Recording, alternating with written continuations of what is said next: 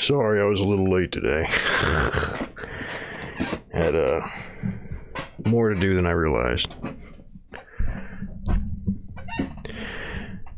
That's okay. I'm gonna miss the stream some nights because I'm gonna be doing stuff too. Oh shit.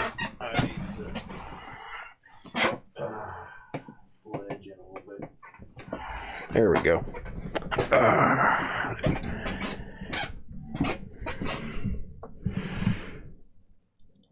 All right.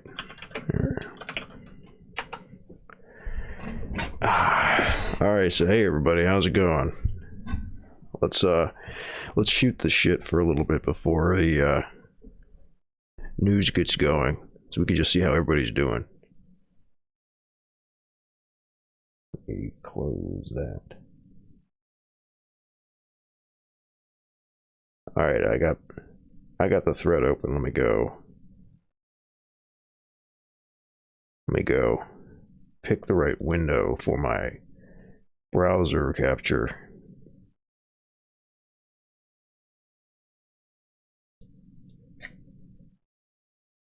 That should be it. Yep.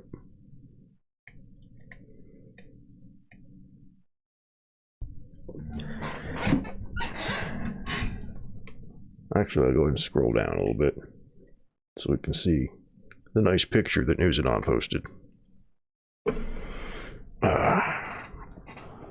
So yeah, how's everybody doing? I'll remind you that I can see the chat for the SciTube, the YouTube, and the Twitch all at once.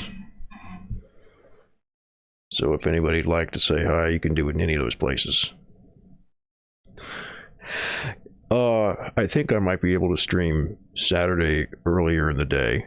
I think I'm gonna start streaming maybe a little bit earlier on weekdays too.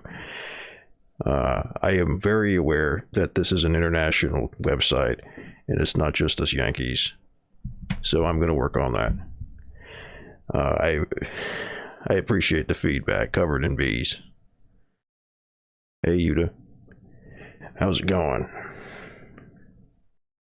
I'm doing pretty good. I was happy that the Chauvin trial ended early today.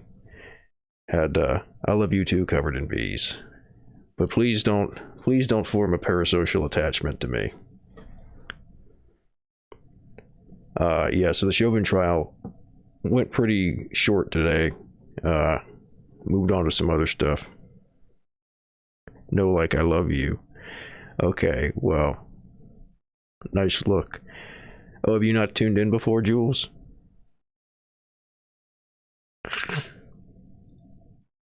Oh, hey, Drive-In Justice.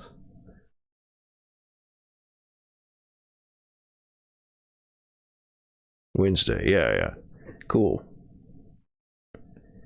Yeah, I just kind of put this stuff on as a whim, because my profile picture is actually me, but I like the idea of wearing the bandana. I thought it was kind of like funny, and I realize it's LARPy, but I like to be meta about stuff like that and be like honest with the fact that I'm playing a character in a sense. Even though I try to project authenticity and be authentic, it is still a performance. So I like to acknowledge that. Anyway. So yeah, the Floyd trial was pretty short. Not a whole lot happened, but I think it's a good look. Yeah, I've had good feedback. I do want to like use my actual face at some point, but people keep talking me out of it, so you know, what are you gonna do? Rose colored glasses. I have a red bandana. I have a couple of them. I have a couple different bandanas over here.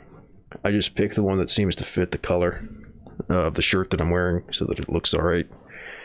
Well, yeah, I like red bandanas, obviously. Rose colored glasses would be cool, but these are the glasses that I have. You know, I didn't get to pick red tinted glasses when I got these. They're just like nice sunglasses that are good at blocking the sun, polarized and all that stuff. And it helps with all the lighting that I need to make the green screen work. I've got 3 desk lamps and 2 other kinds of lamps lighting it up, so it's pretty bright. Let's see. Yeah, the bandana is a good COVID look. It's appropriate for our times. It's funny how COVID hits and normalizes wearing masks, just as the system is causing a collapse, and people are kind of, you know, finding other uses for wearing masks besides disease safety, right? Yeah. COVID punk. Yeah, I agree. It's a style, I guess. You know, major events happen sometimes, and then they cause changes in style for what people want to wear. Sometimes it's just weird and random stuff.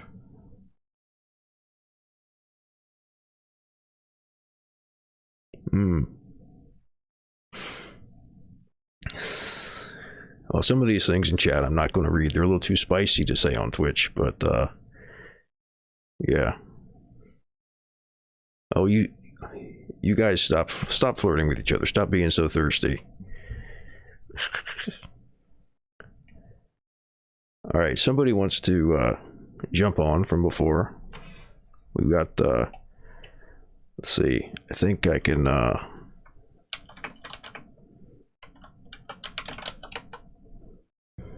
bring on somebody from the audience who'd like to be on. Oh shit. Well, I forgot I needed to fix my hair a little bit. When I put the headphones on, I do it like this and it pulls my hair back, but I need to show it more. It looks better that way. You can horny post, just keep it to a minimum, you know.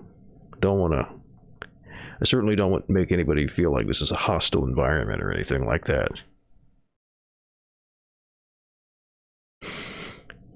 Oh, the horny pills officer is handing out horny pills. All right, see you, Jules. Thanks for tuning in. All right, I'll open up a call. And I think everything's still set up the way it's supposed to be. Let's see if this actually works. I'll hop in the video conference. Oh, there's like various aphrodisiacs. Oh, and I think I figured out what was the deal with the virtual camera. I did. It worked. So now people who chat with me will be able to see the virtual camera in real time and won't just have to watch the stream. These are terrorist organizations controlling Moscow. Who is controlling Moscow? That's an interesting... What's up with that? You got a story you can feed me? That'd be a cool thing to read. There's certainly terrorist organizations controlling the US government. Putin? Yeah, that's fair.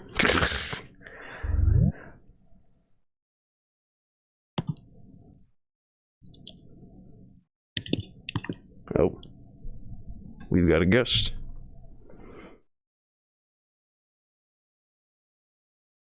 Oh, they're talking about horny pills in the chat. Can you hear me? Yeah, what's up? Can you hear me? Oh, shit. I forgot to mute the speakers. There we go. Okay, changed mic. That should be better. Yeah, that's good. Yeah, you were a little quieter. And I just realized that I had my speakers on.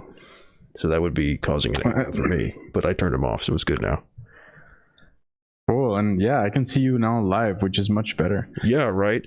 It's like, I don't know, 5-10 second delay if you're watching the stream. Yeah. Also, now that I know how to do this, I can use the virtual camera, like, just in general. Even if I'm not streaming, I can pull up OBS to use it. So that's cool.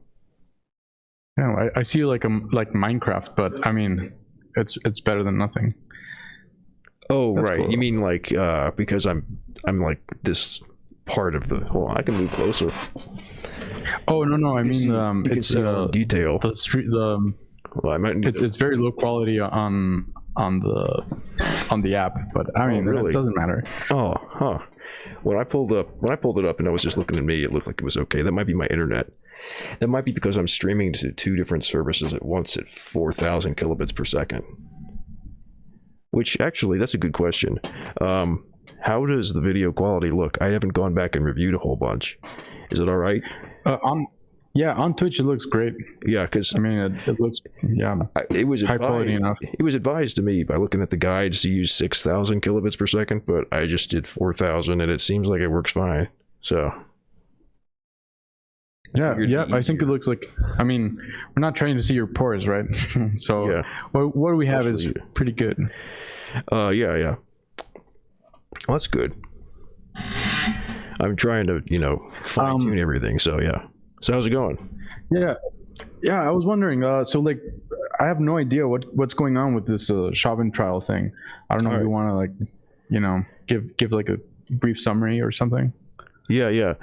Let me open up the happenings site too, because that's got the summary on it, and I'll sort of guide you through that. But I would say that the big takeaway. Hold on, I might hear the. I'll just do it for a second. Yeah, let me mute that. I think that the big takeaway is that Chauvin's fucked. He's already had like a whole pile of evidence against him, but today they had the lieutenant. There were two witnesses today. There was a sergeant from the 5th Precinct who came and maintained the scene after it was over. And then the second witness was a lieutenant who runs the homicide unit. And basically they brought him in to like ask him about procedure. And he was at the scene later on too. Short version, they asked him about like use of force and that sort of thing. And basically, start to finish, he was saying that Chauvin was not doing what he was supposed to do, and basically confirmed the theory that the force he was using was, at least the lethal level of force, not necessarily inherently lethal, but like there's different levels of force, and that was at the lethal level. In the same way that like you might shoot a gun at somebody but miss, it's not necessarily lethal, but it's lethal force, right? So basically, I think he kind of tied up the case with that testimony. I don't know how the defense is going to deal with that in their argumentation. We're not at the argument segments yet. We're still building up the evidence. So, but I think that's gonna that kind of makes it pretty airtight. Unless they can. So if like I don't know what the technique is called, but like if you put your knee on someone's neck, you're basically like you kind of want them dead or something. Like it's like a lethal technique then. Yeah, I mean it's hard to really call what he was doing a technique. He basically was just characterizing that amount of force as being lethal, and you combine that with previous testimony that they had from. I think they're going to ask them to discount the stuff that was said by that MMA guy. But some of the other stuff that they were seeing, like, the EMT saying that he thinks he was dead when he got there, that makes it pretty clear that, like, that this killed him. And importantly, this lieutenant was basically saying that they're trained in use of force. Chauvin knew what he was doing from the police training that they all get. And he also was the one in charge, by the way. Chauvin was the senior officer on the scene at the time. So it's his fault what happened, basically. And he, of course, was the individual who carried out the lethal part of what happened there. So like he knew what he was doing. That's made clear. So that would mean that he's going to probably get a murder charge instead of like homicide. The question, I guess, really would be whether he gets 3rd or 2nd degree, because for those who don't know, 1st degree murder means you have premeditation, that you plan it. 2nd degree means that it's malicious, that you are acting with the intent to kill somebody. So, what is it? Forethought, intent, and then the 3rd is negligence. So the question is going to be if the state is able to make the case that it was malicious. I think that's what it's going to come down to. But he's definitely got the knowledge to get 3rd degree. The question is whether they can reasonably prove maliciousness. I think that's basically what the question is now. Yeah, one of my friends sent me a meme, and it was like, like that like Chauvin wasn't doing anything like particularly wrong, like they were trained to do that or something like that. And the meme was like, you do realize that is worse, right? Yeah, like, kind of right. like they're kind of like trained to like almost like kill people. Yeah, but yeah. I thought that it was gonna boil down to that, like it's not illegal for the police to like just use excessive force. That is like what they do. I thought it depends. It depends. It gets into technical stuff with that. So like, lethal force would be that you could justify using might be something like pulling a gun or whatever. But you'd have to, technically there has to be some kind of pretext for thinking that it's necessary to escalate. And that was an element of the lieutenant's testimony as well. I'll get to that in a second. But I think that the difference between like shooting somebody in self-defense, quote unquote, and what Chauvin did was that it was very clear that Chauvin was, this was also part of the testimony, I think, that Chauvin was doing something unorthodox. Like this was not a method, kneeling on somebody's neck is not a method that the police are trained in, basically. So it was something that he was improvising and doing as like, in actuality, it was pretty clearly something he was doing sadistically. But in terms of like technical issues, it was not something that he would have been trained to do. It was not like a reasonable response to any level of threat presented. It's not something that's part of police training. And when it comes to the level of threat that was presented, there was a moment in the trial where I think the tenor completely shifted, where I forget which attorney it was for the state, basically says to this lieutenant, how much level of threat would Floyd be presenting after he's handcuffed with his hands behind his back? And the lieutenant basically said none whatsoever. So like and then he went on to say that it's clownish pretty much to argue that somebody who's got their hands cuffed behind their back would present some kind of threat. So basically any use of force beyond, maybe like manhandling somebody a bit to move them would be excessive in that context, was basically what the testimony was. And even further than that, surprisingly from this police officer, as it turns out, part of their training is that if you handcuff somebody behind their back, you are taught that this is going to restrict their breathing because it stretches out the chest muscles as it moves their shoulders back to make room for it. I'll sort of show you what I'm talking about. So if your hands are behind your back, your shoulders are being moved back like this and your chest is being opened up. And that puts pressure on your lungs. So that establishes that there is restriction on breathing. And the training also establishes that if somebody is in the prone position, that is lying face down, lying on your stomach, that also restricts your breathing. And because this is part of the training, Chauvin knew this, that Floyd was having his breathing restricted 2 different ways at once. We know he was saying that he couldn't breathe.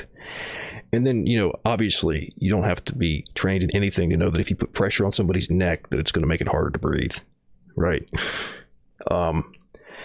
So yeah, like wall to wall, start to finish, this lieutenant basically made all of the points that the state needs to show beyond a reasonable doubt that Chauvin knew what he was doing and that he was intentionally cutting off Floyd's air.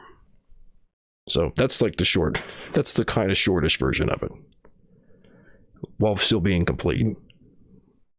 It's very macabre, like, yeah, definitely. Like, I mean, like, I don't want to like defend cops, but I feel like a malicious intent was not like necessary. I mean, I couldn't watch the videos. Like, I didn't want to, like watch people die. Yeah, I know. But like, I almost feel like the like dehumanization is like so profound that it's just like, for them, it's just handling, like handling an animal. And I mean, if it dies, it kind of like comes with the territory or something like that. Yeah, I don't know. I think that's true. a big part of it is dehumanization, targeting Black Americans, targeting poor people and homeless people. There's like various elements of it that come into play. Here there's like a big focus on race, and for good reason. I think that there's another thing here though, which sort of like you alluded to a bit, which was the police training and the level of violence. As this lieutenant sort of explained, this is not really the case here. It doesn't really apply because this is an unorthodox method that's not part of the training. Chauvin was probably personally just had some I don't know, animosity. I think there might have been previous interactions between him and Floyd, so that might have something to do with his motivations, that he might have held a grudge or something. But yeah, there is a strong element. It's not necessarily a big factor here, but there's a strong element of police training that is, very dangerous, on top of just the position that they occupy normally. And there's a guy, Dave Grossman, who wrote a book called Killology. Let me wait, turn that on. Let me put in a text source so you see what I'm saying. The book is called Killology. And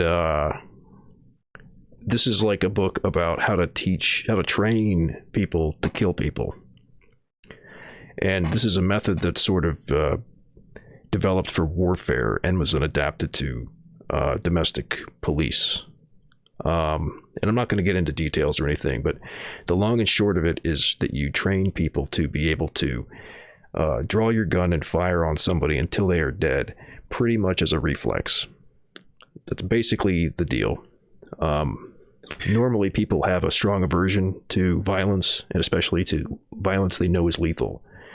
But you can kind of circumvent that if you train them to shoot as a reflex. And that's sort of the basis of how they're trained now. Yeah, that was my impression. Actually, I thought that the sitting on neck thing was something that the IDF had taught, like the. Oh, now that you mentioned that, I believe force. there was some connection where like, because there is, if you're not aware in the audience, there's a crossover between different countries, sometimes with this training, particularly the US and Israel, as they are very close. And I believe this is something that the IDF has used, and that he might have picked this up in like a seminar from them or something, but it's not part of standard US police training, or, it's a kind of an unusual thing to do, but it's, particularly in this case, as is relevant to the case, it's not standard training for Minneapolis police, or like general, whatever the police academy is that they would have gone to, and this lieutenant was speaking to.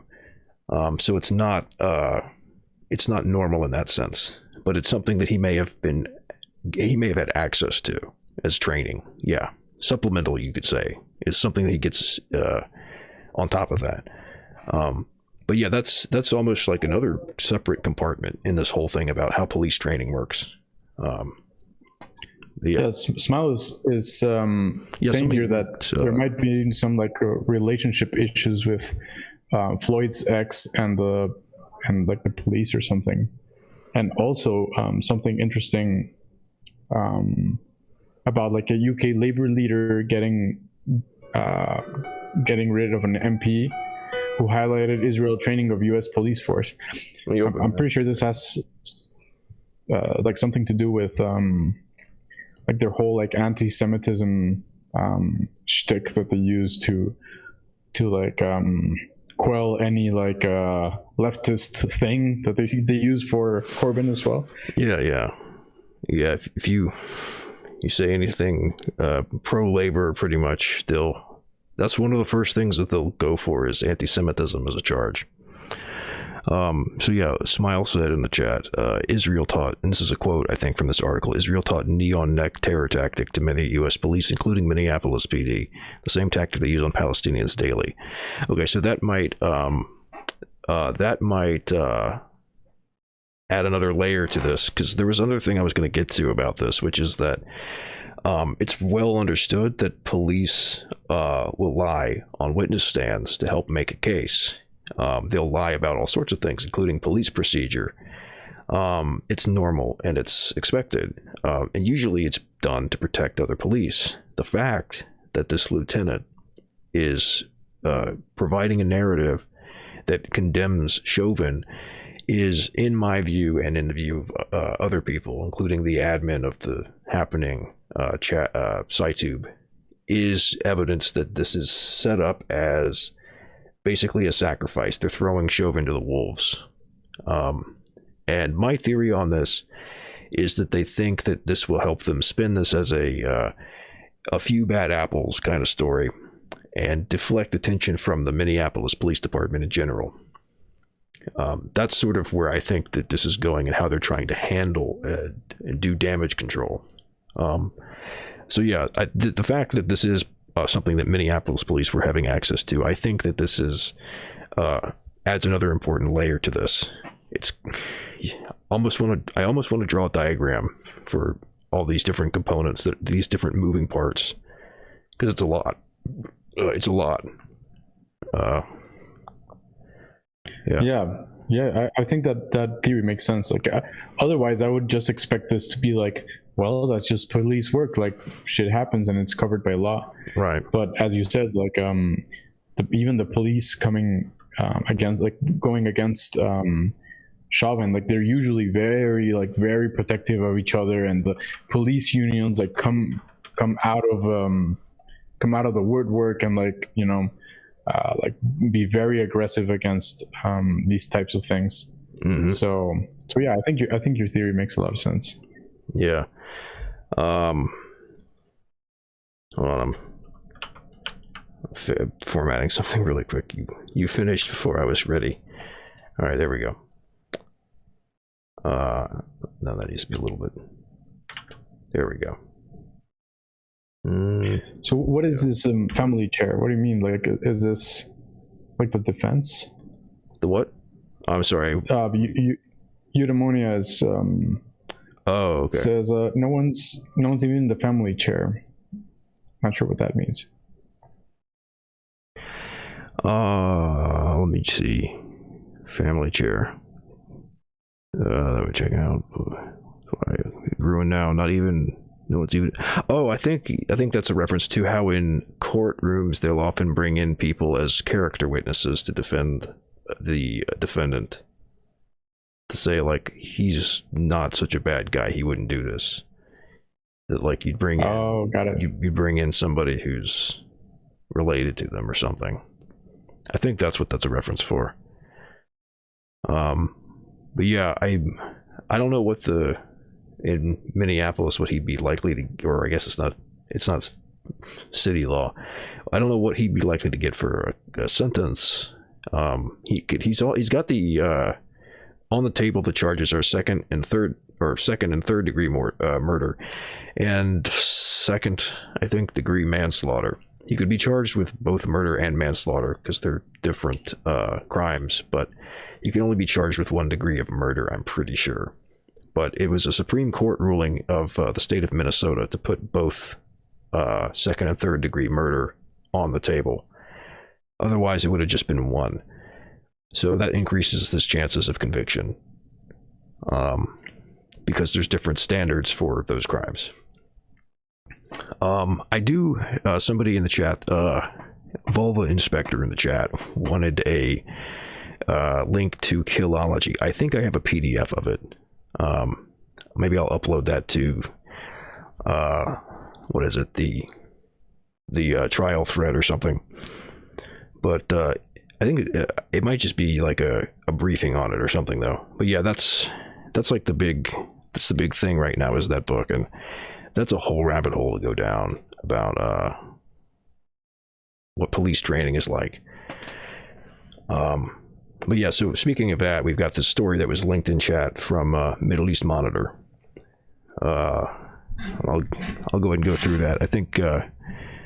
Oh, by the way, I keep forgetting what people want to use as their handles. What do you want me to call you while you're on here? in the voice chat. Ooh, let me think of a name and I'll come back to you. Okay. So here's here's a story. UK Labour leader sacks MP who highlighted Israel training of US police force. So we've got 3 countries involved here. And it was Labour leader sacrificing a, I guess, lower ranking member of parliament. So the Labour Party itself is now enforcing this line on people. Some tried to say that Peake was attempting to pin the centuries-long systemic racism deeply rooted in the U.S. police force onto Israel and blame it for Floyd's death. It seems like a simplistic take to me, but... so there's a video with this. I can go ahead and play that. Volume is on. Here's the tracking bar. Let me rewind that.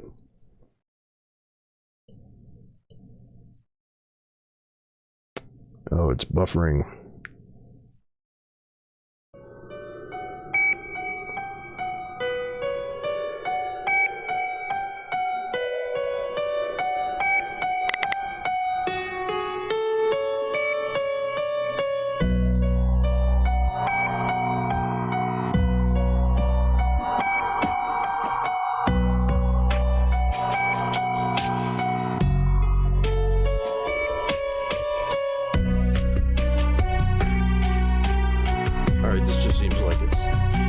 Through the thing, and it's not really telling us much. It's just we could read this. It's just showing us some text on some people's faces. Former UK Labour leadership hopeful Rebecca Long Bailey was sacked from the shadow cabinet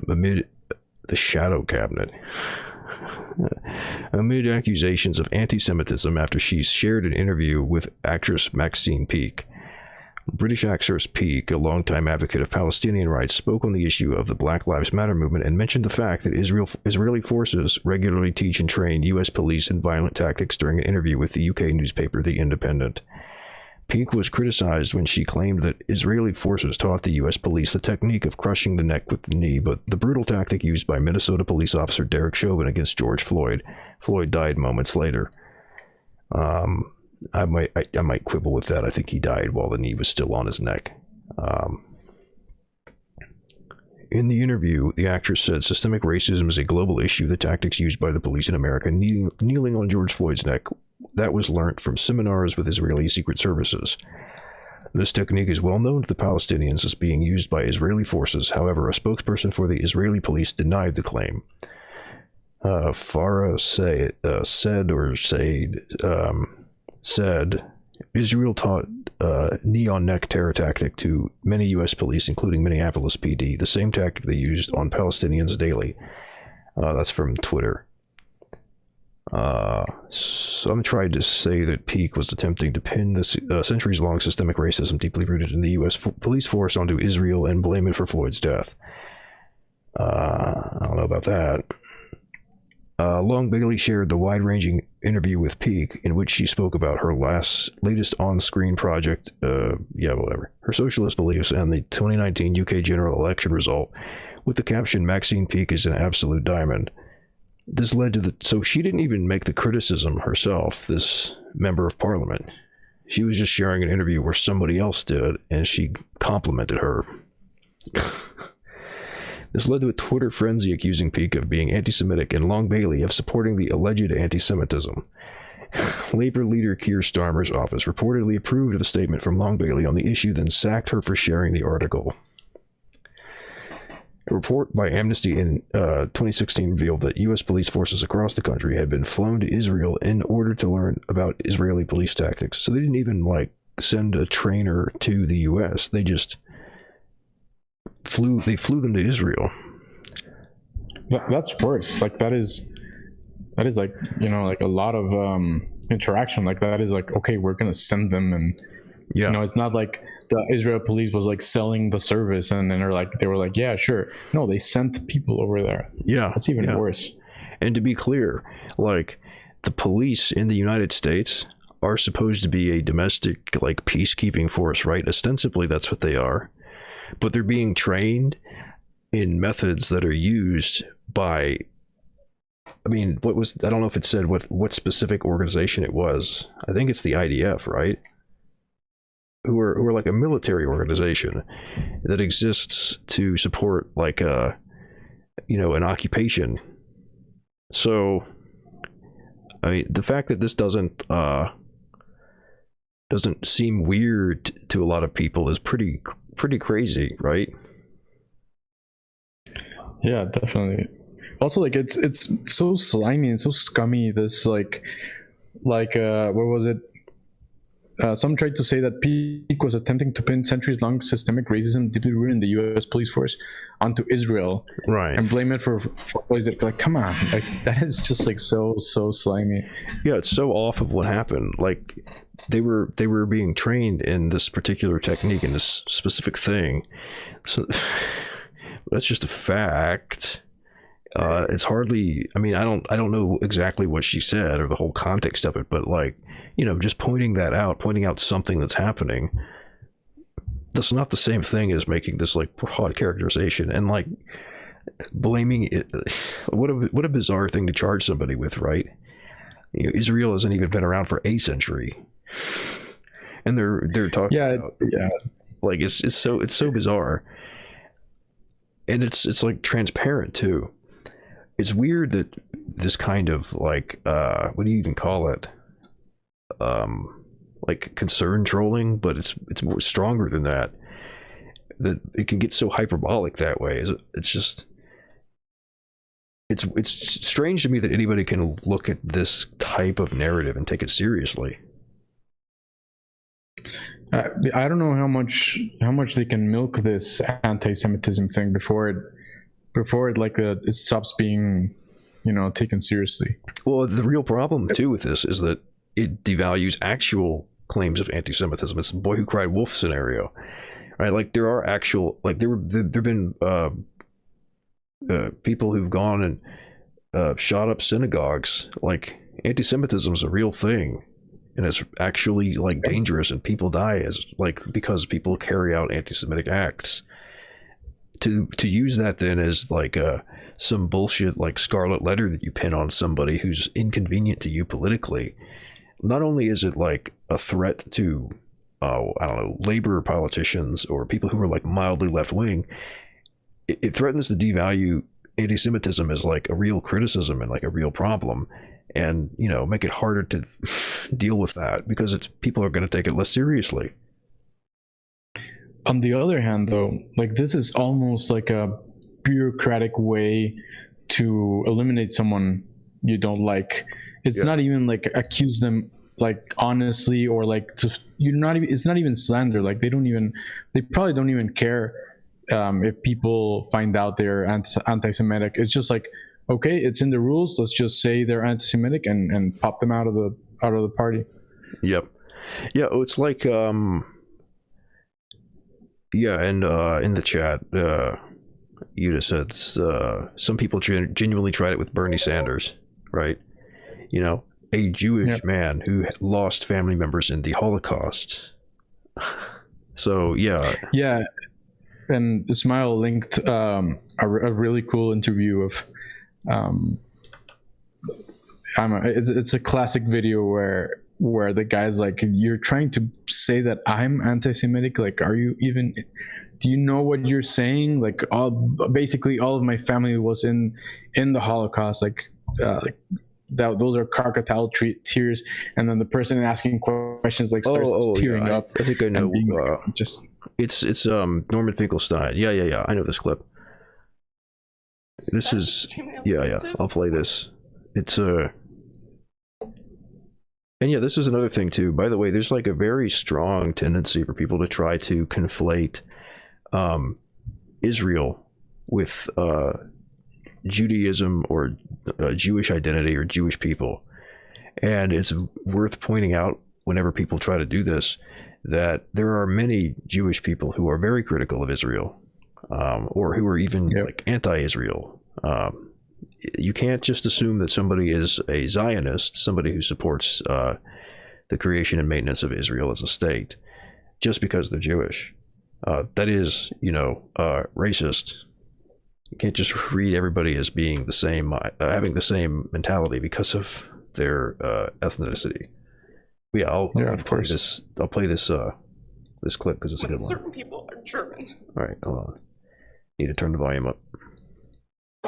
That is extremely offensive when certain people are German. And they're also extremely offensive to people who've actually suffered under Nazi rule. I don't respect that anymore. I really don't. I don't like and I don't respect the crocodile tears the crocodile tears. No. I'm sorry, folks. Allow me to finish and allow me to finish. Listen, sir. Allow me to finish. Allow me to finish. Sir. I don't like to play before an audience the Holocaust card. My late father was in Auschwitz concentration camp. My late mother was in Majdanek concentration camp. Every single member of my family on both sides was exterminated. Both of my parents were in the Warsaw Ghetto Uprising. And it's precisely and exactly because of the lessons my parents taught me and my two siblings that I will not be silent when Israel commits its crimes against the Palestinians. And I consider nothing more despicable than to use their suffering and their martyrdom to try to justify the torture, the brutalization, the demolition of homes that Israel daily commits against the Palestinians. So I refuse any longer to be intimidated or browbeaten by the tears. If you had any heart in you, you would be crying for the Palestinians. If you had any heart in you, you would be crying for the Palestinians, not for what's been done.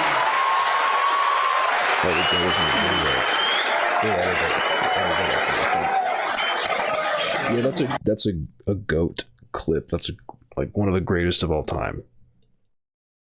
He just perfectly nails it with that.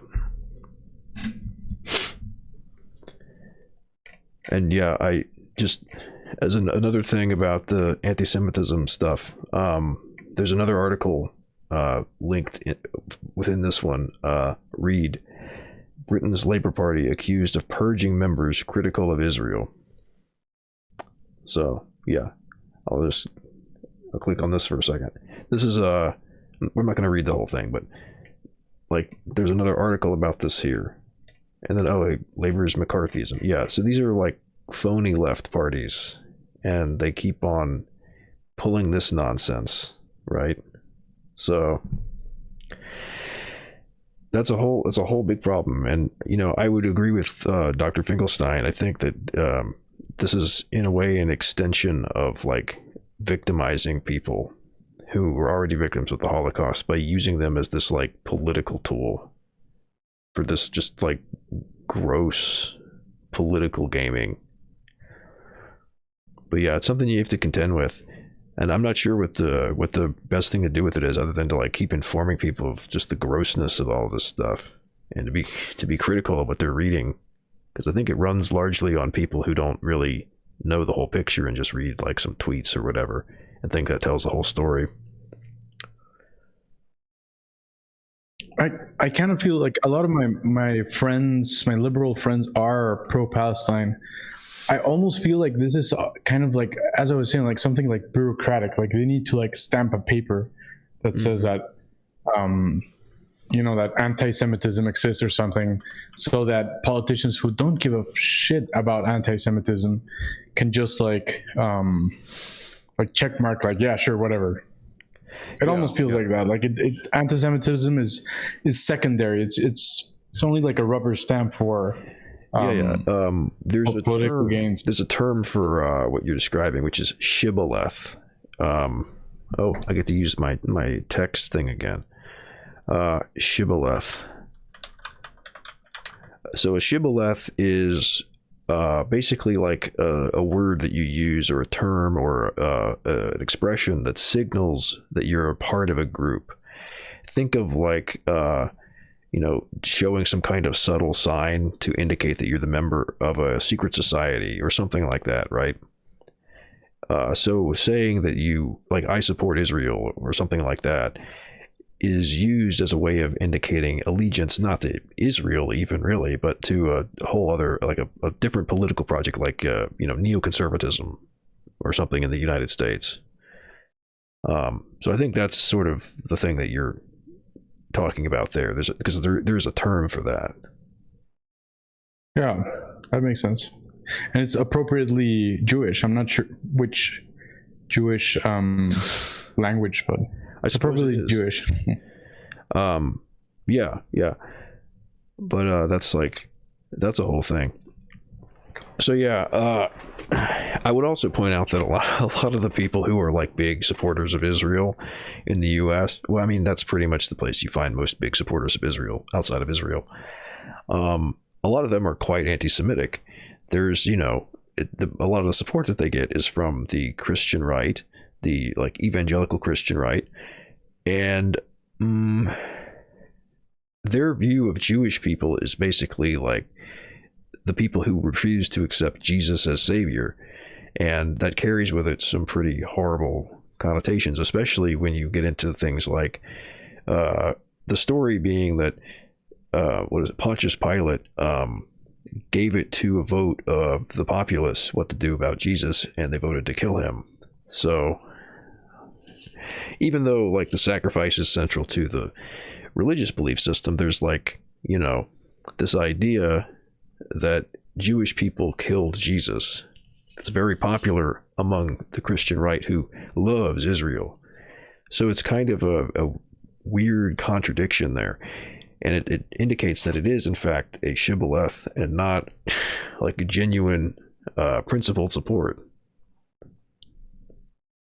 Yep. Yeah. I mean, it's really hard to as someone that's like not into religion, it's really hard to like understand what's going through people's head. But yeah, I've heard like the biggest supporters by far of the state of Israel are, as you say, like American Christian sects. Mm-hmm. Yeah. Well, so I mean, I can get into that for a little bit. I don't want to go down this road too far because it's a lot of just nonsense and it's crazy. But there's a big segment of evangelical Christians. This is like Protestants who are among like Baptists and similar sorts of branches. Who believe that like the rapture, the end times are kind of imminent, and they belong to what's called, I'll use the text thing again. They believe in the millennium, and they're called millenarian. So what this means is that they believe that the end times are approaching, but maybe they need a little help. You could think of them actually. Since given the left-wing context, you could think of them as like the Christian version of Posadists. They basically think that the end times are coming, but you might want to give it a little nudge along. I mean, you're making them sound based now with calling them Posadists. But what they want to do, the Christian version of this, is there's like prophecies that the Jewish people will return to the Holy Land, to Israel. And by the way, Trump actually fulfilled part of this whole thing by moving the capital of Israel. I forgot the city. Jerusalem. Yeah, Jerusalem. Back to Jerusalem. That's a part of like the more detailed stuff too. And there's this like idea, they don't really care about Jewish people as human beings or whatever. They see them as instrumental to fulfilling this prophecy about the end times. And I believe that I think that generally there's a tendency to think that this is going to provoke like nuclear war, and that has something to do with, bringing Jesus back to rapture people up to heaven. But yeah, like they kind of have this, they don't really care about the Israelis, especially because, in this view of things, they're going to be condemned to hell. They're probably going to be annihilated in the whole process of rapture. but yeah, like they basically see it as fulfilling a prophecy to bring about the end of the world. A lot of them do, not all of them. A lot of them don't know about this stuff at all and just see it as like, well, obviously we're supposed to help, some people who are kind of like sort of related to us through religion.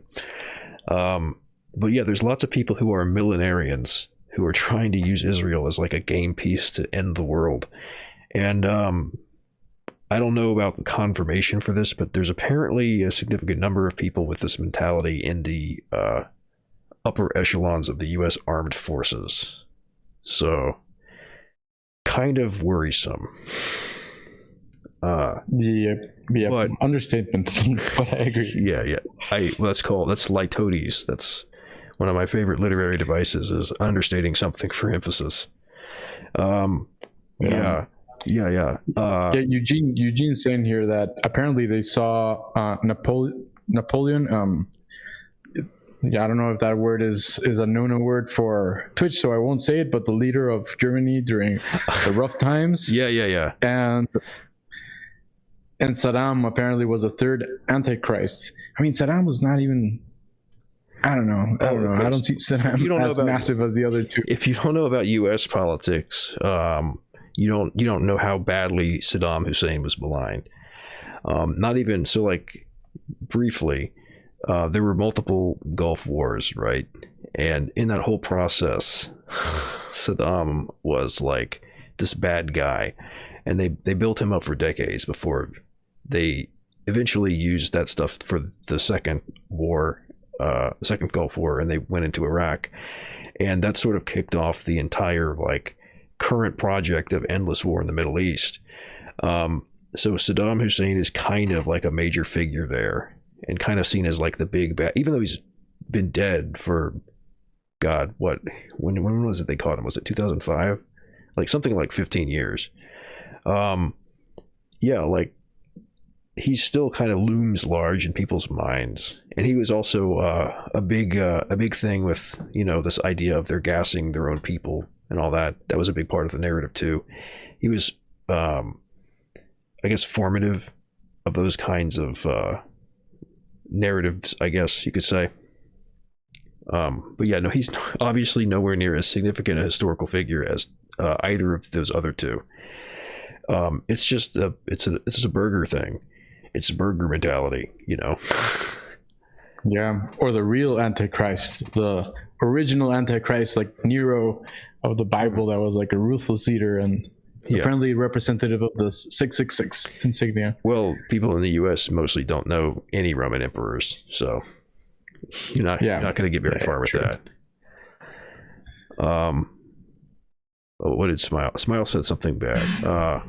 Oh yeah, Smile said, remember the story about killing kids in incubators? Yeah, they were talking about numbers of kids ripped out of incubators that was in excess of the number of incubators in the country. And of course, usually in incubators, like 90% of the time an incubator is not occupied, because they're used when there's like some kind of crisis because the baby is like premature or something and needs a lot of support, which usually doesn't happen. But like hospitals need to have one in case it does. That was... Yeah, maybe they were incubating clones. You don't know that. That's true. Maybe Kuwait had like a whole clone army that they were building, and Saddam was stopping them from building the clones to defend themselves. Can the Antichrist be female? Maybe. I don't know. I mean, I don't know all the details about this stuff. I don't know if there's any stipulation anywhere that the Antichrist can't be female. I bet Alex Jones already hit the clone angle. He has talked about like genetic engineering. There was, I will pull up this clip because it's just, if I can find it. YouTube kind of scrubbed Alex Jones at one point, so he may not be here. There was a clip that he played where he was talking about like they've got kids that they're crossing with fish, and they got them in tanks, and they're just clawing at the grass, and it's so sad. But he's like talks about it like he saw it, but the story is that somebody told him about it. Hold on, let me see if I can pull up the clip. Fish. I don't know.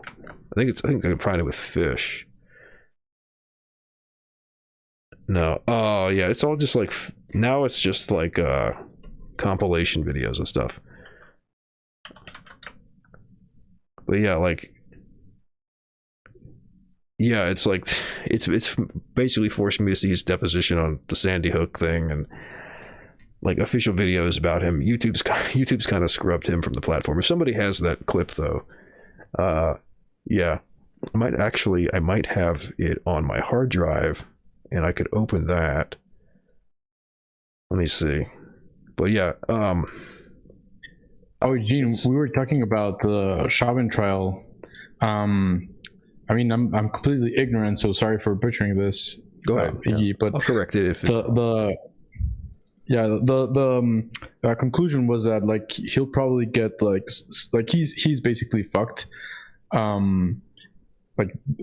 for excessive use of force. But now like they'll try him for like maybe it was more like intentional killing.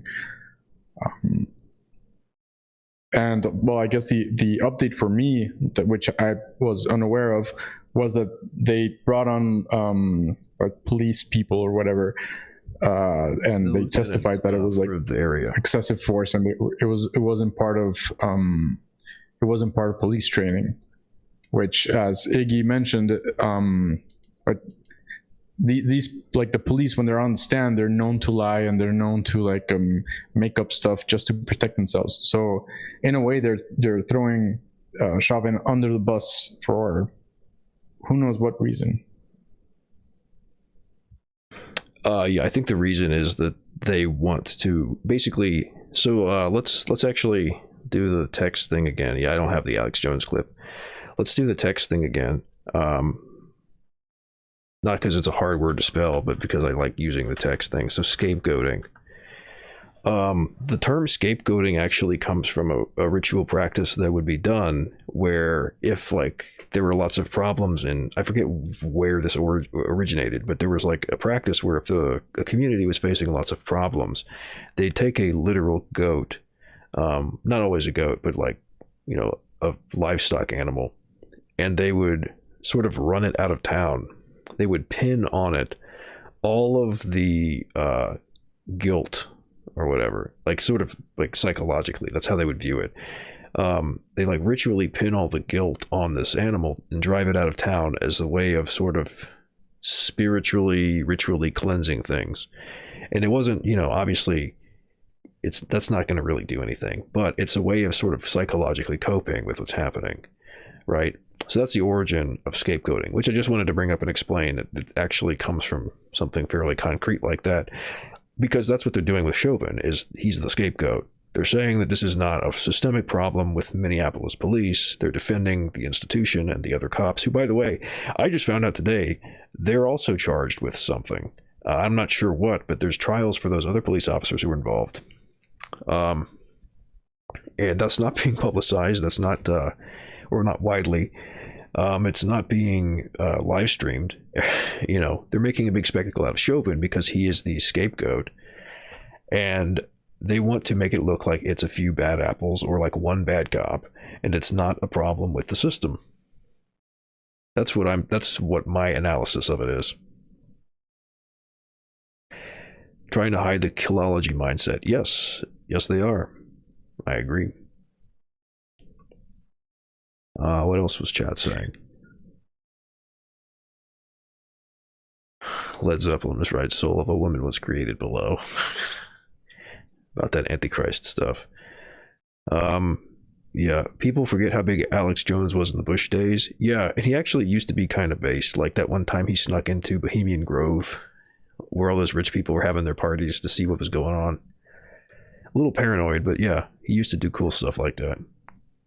But, you know, I think he ended up the way that he did because he was more interested in grifting people, making a whole bunch of money off of super male vitality and all that shit.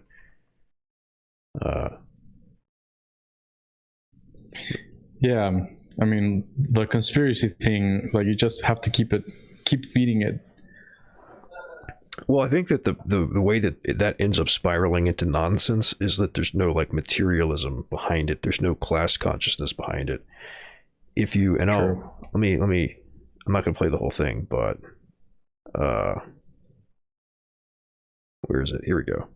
Conspiracy theory is a term that's used whenever anybody ascribes conscious intent to people with power. Right. So as soon as you start talking about like people making plans, you get into conspiracy theories. Like, for instance, 9/11, just briefly, 9/11, 100% was a conspiracy, right? The official narrative is a conspiracy theory. You had a bunch of people who conspired to fly the planes into the buildings, right? That's a conspiracy. But there's like this thing where if you're not actually like grounded in the reality of the situation at all, you end up going into nonsense because you're just off base to begin with. But if you have like an awareness of how, you know, how things actually work, if you understand the motivations behind the people with power who are doing things out of self-interest, it's a lot harder to spin off into total nonsense because you're actually looking at like what matters to power. Yeah, it's a lot harder to understand as well. Like, it's not like, you know, maybe I'm being too Christian here, but, or ex-Christian, I guess. Like, it's not like someone is being evil and that's it. Like, that is the end of the motivation. But if you want, like, to understand why someone would kill another person, you need to, like, in a materialist sense, you need to like connect so many points and like build a very large narrative that like actually makes sense, versus like, oh, they were just evil. Like, it's a very simple, right? Yeah, I think that's a big part of that. It does come from like a Christian mentality in the West. I mean, it's obviously massively shapes most people's ideology, even people who are like staunch atheists.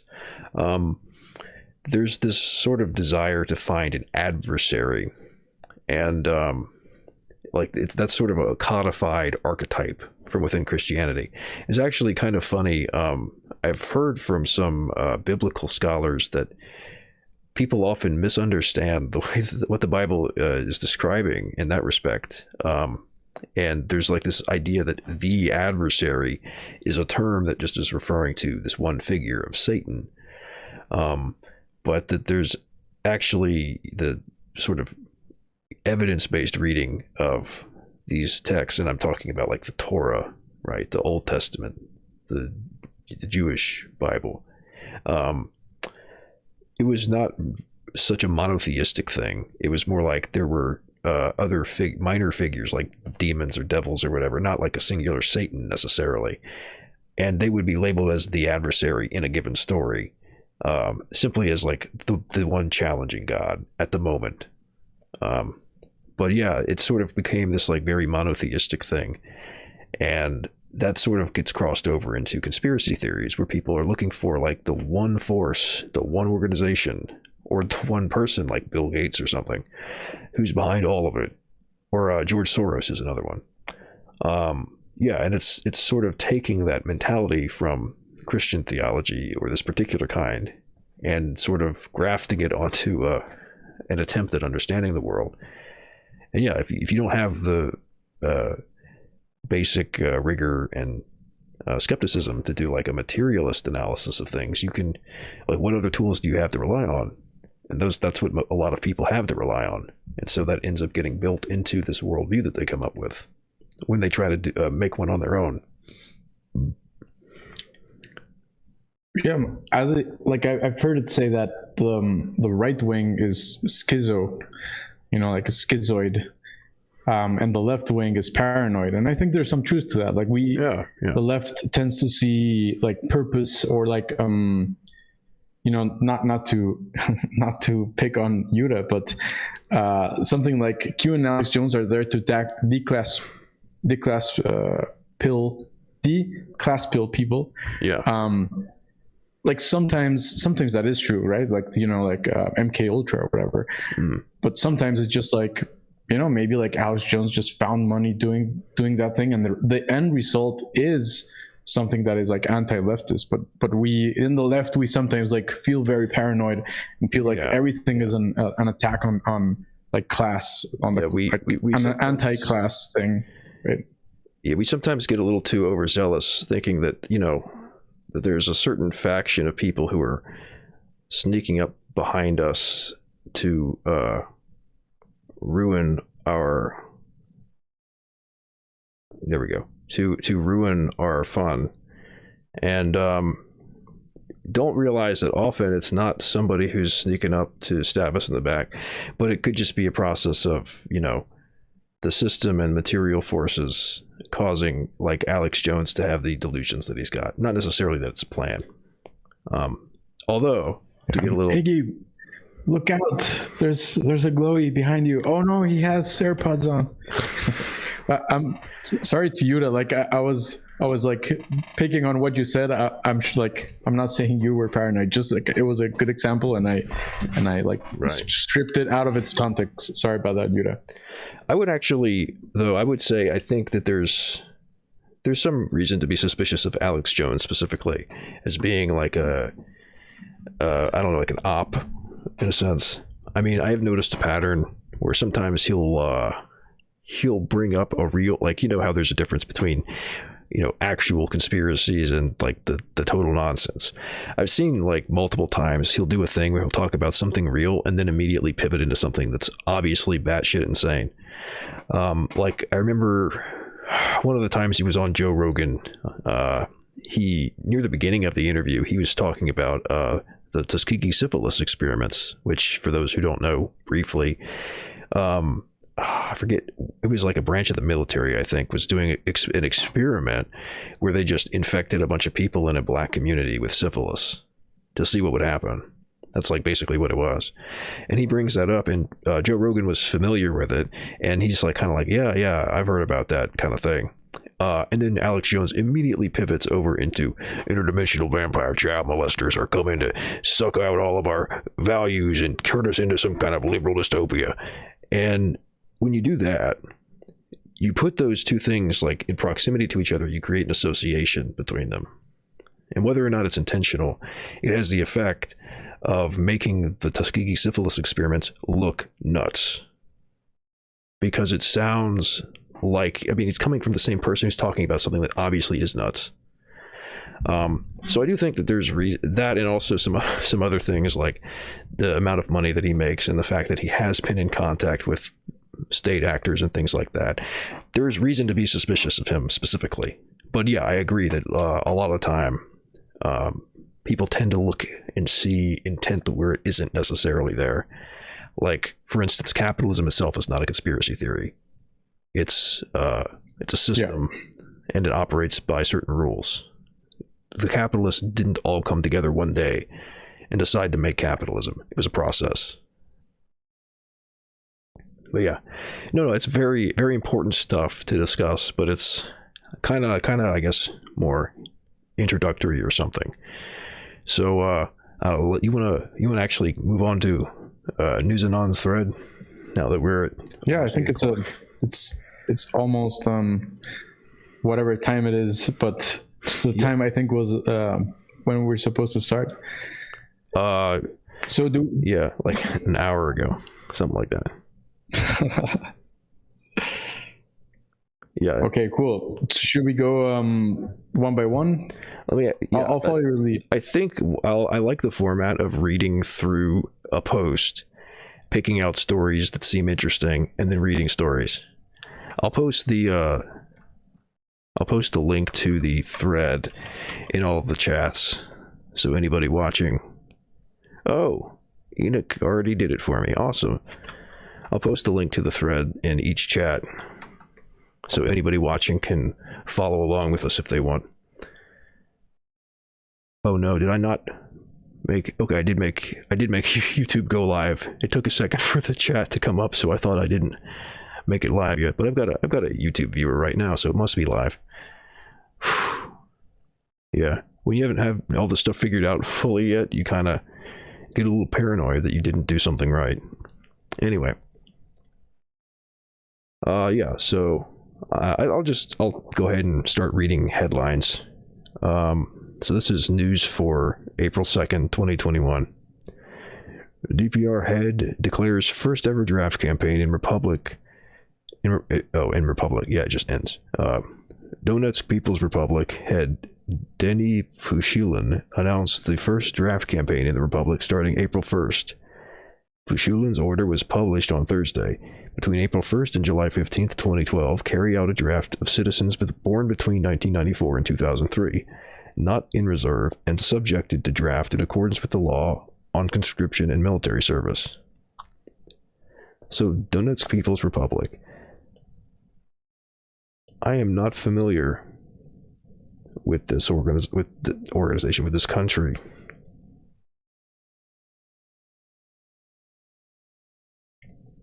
They don't have isn't a it map. Isn't it something related to Ukraine? I'm not sure. I'll pull up a map. I'm not familiar with the whole like Ukraine. Yeah, like the I mean, it's not even thing. Ukraine, Russia, but Ukraine and Oh yeah, there we go. It's Yeah. Let me find the best map that they've got on here to show it. I guess I don't need a map showing where Ukraine is. I hope most people watching this know where Ukraine is. But yeah, here's a regional map of Ukraine. And then Donetsk is like eastern part of Ukraine. Right, as opposed to like Crimea down here. So yeah, Donetsk. Well, maybe we can cover that. But yeah, that's development in that Donbass situation and all that. You know, Russia, Ukraine, and who else? UK is involved in Germany. A whole lot of stuff going on there. Not that much coming out about it. So I think that's important. We can get to that in a minute. What's this? Somebody posted an article in chat. I always give those priority. There we go. Ukraine's rebel republics. For all Russia's influence in eastern Ukraine, a motley group of local leaders, from ex-businessmen to academics and pro-Russia activists, has sprung up and seized control. Courtney Weaver meets the self-declared rulers of Donetsk and Lugansk. Oh, this does have a very nice graphic. So I think we'll read that before we read the other one. So here we go. We've got Donetsk and Lugansk over here. It doesn't have a full outline of Ukraine, but I think you can tell where it is. We'll read that one first. Oh, those are the flags that are posted in News Anon's OP, right? Yeah. Pretty cool. I can't read. I think it's in Ukrainian. I can't read that. But yeah, there you go. Which one is which? Donetsk is the one with the eagle. So Donetsk and Lugansk, I think. All right. Yeah, we'll get to that one first, because that gives more context probably. All right. KKE Greece 2.0 to bring more sacrifices for the people. The only new things brought by the Greece 2.0 plan by Prime Minister Kyriakos Mitsotakis. Greek names are sometimes difficult. Kyriakos Mitsotakis are more sacrifices for workers and the people to help a recovery of the profits of the few, the Communist Party of Greece, KKE, stated on Wednesday. So, they're, sounds like more tighten the belt kind of stuff. It would be so based in if that bit from Simpsons were true. That's what we wanted you to think. Oh, right. The thing about the Soviet Union. Yeah. A shame. A London police officer belonged to a terrorist neo-Nazi group. He was exposed by an Antifa hacker. In late 2019, an anonymous hacker identified only as Antifa Data leaked the usernames, emails, and IP addresses of every account on a notorious white supremacist message board. One of those accounts, authorities soon learned, appeared to belong to a police constable. I think I'm going to pull that up because that sounds like some praxis right there. Also, this is a pattern here. Find in here the book that I want to show. Is it If I can remember where I put it. No. Well, I can't find it right now. I was going to pull up the front page, but whatever. I would recommend, you can find this online, just search it. Freedmen with Firearms is a short piece that discusses the history of the KKK and police in the United States with respect to race riots, which are massacres, and disarmament. It's a very interesting read and very sobering, especially if anybody has questions about, you know, what the gun question should be answered with. But yeah, I just throw that out as a recommendation. All right, so yeah, guns for leftists, no guns for right wingers. That's the answer. Well, yeah, if you could find the right wingers, it would be pretty cool. Especially if you do like some illegalist action and then you just what's the word for it? Liberate or reappropriate the guns. Yeah. A London. Oh no. Oh, it was a police officer in London too, not in the U.S. So yeah, it's not just the U.S. that has this problem. I mean, this is obviously like a very obvious tendency in police, at least in the West. I mean, not only the West. Well, yeah. In the United States, in the UK, but also Germany. Like there was a big scandal of like a large amount of police were like neo-Nazis or whatever adjacent. Yeah. That is it's a common thing, and people who have those kinds of fantasies about race wars and stuff tend to be attracted to, you know, positions of power where they can do the things that they fantasize about. But there's actually I'll do a brief aside here about the history of police. The idea that we have of modern police is an outgrowth of the United States, really, and the police that we have currently developed out of the Pinkerton Detective Agency primarily, and other similar groups that initially operated as slave catchers. So when you have slavery, people don't like to be slaves and they tend to escape, and you need a force of people ready to go catch them and return them. So that was a niche that existed for a long time. And then when slavery ended, you had these organizations that weren't quite sure what to do with themselves. They somewhat they converted to like police, but they also for a while were like, the Pinkertons were private detectives, and they were employed for various uses by business interests.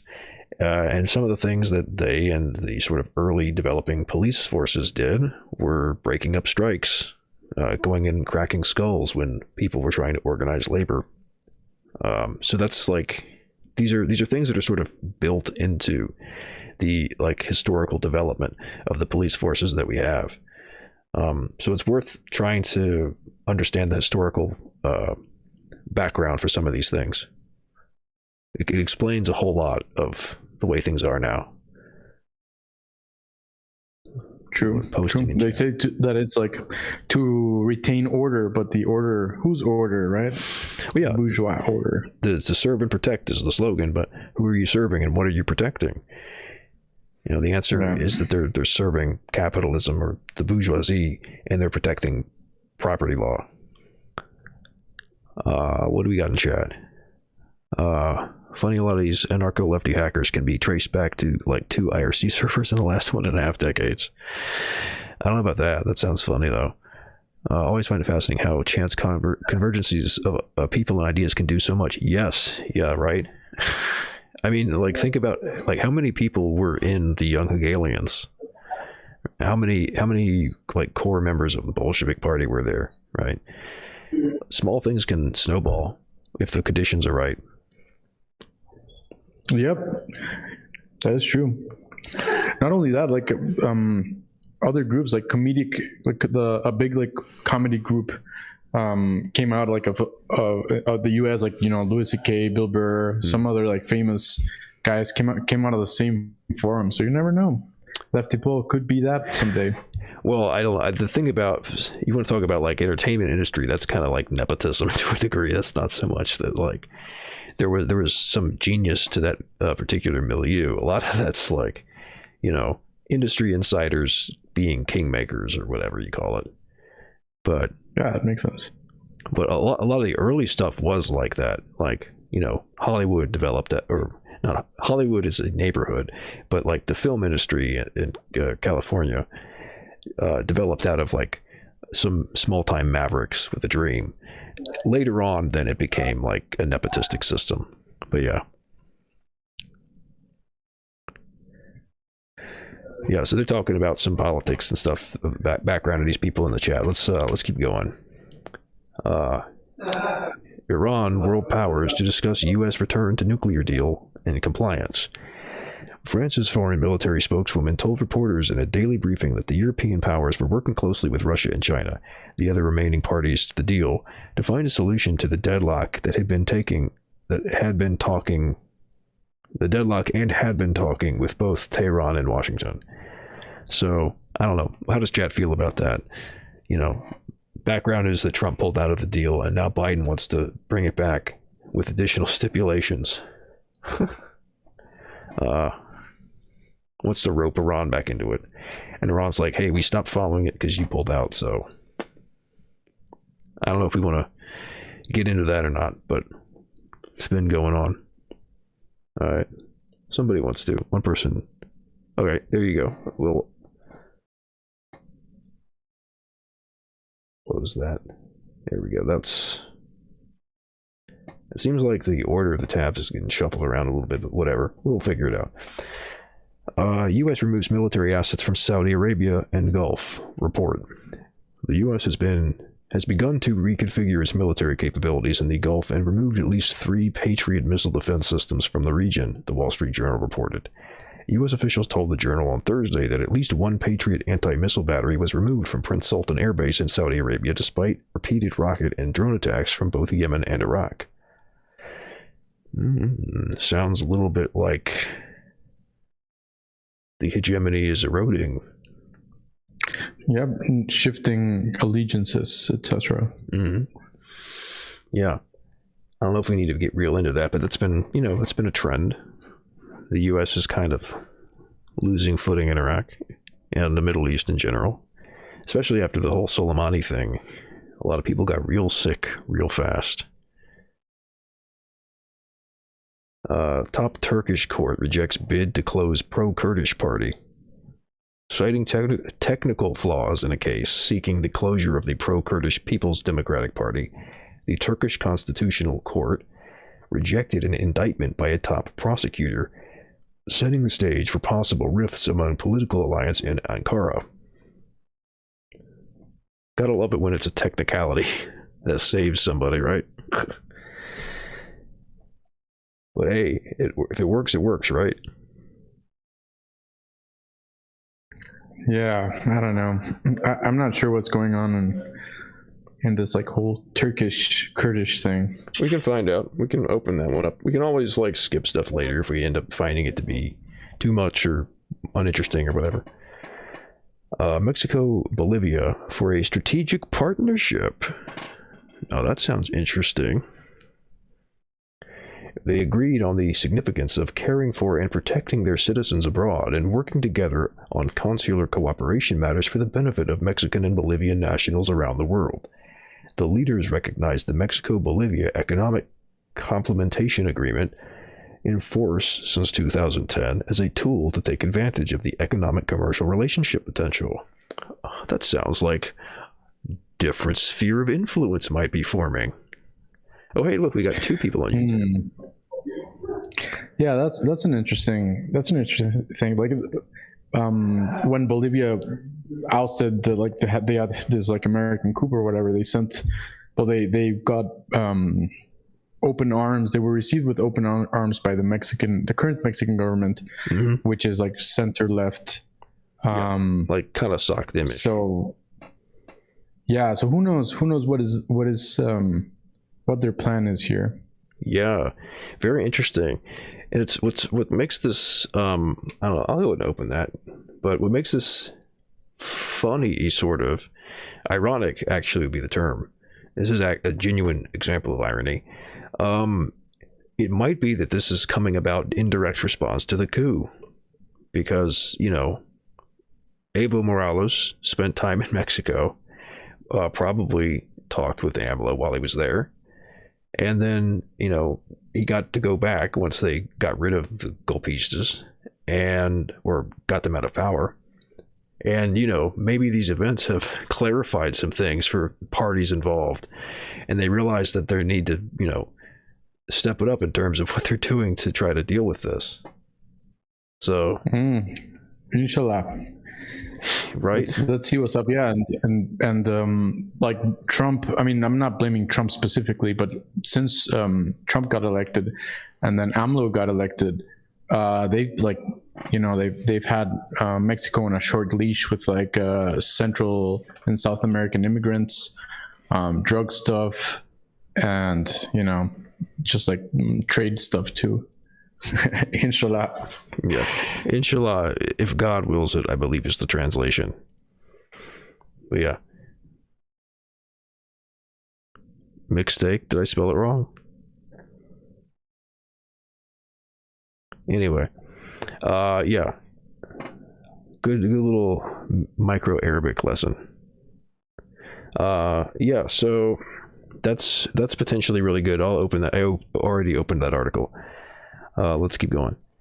Brazil calls grow for removal of coup-mongering Bolsonaro as crisis builds. I like this. Prominent leaders of Brazil's opposition have called for President Jair Bolsonaro to be immediately removed from office to prevent his coup-mongering authoritarian delusions becoming a reality. We cannot be bystanders to this barbarian, Congressman Marcelo Freixo said on Wednesday as parliamentarians demanded Bolsonaro's impeachment for what they called his illegal attempt to co-opt the armed forces. Well, sounds like a coup to me.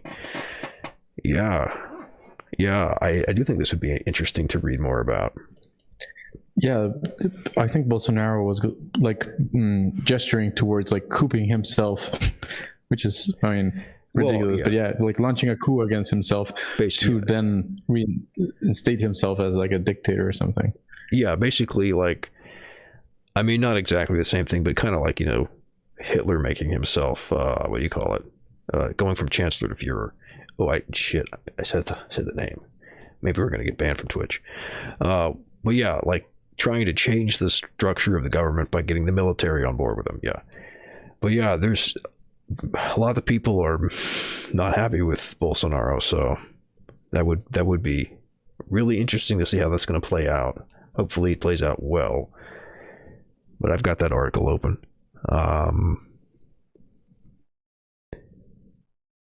Well, yeah, pure Bonapartism if Bolsonaro became dictator. Yeah.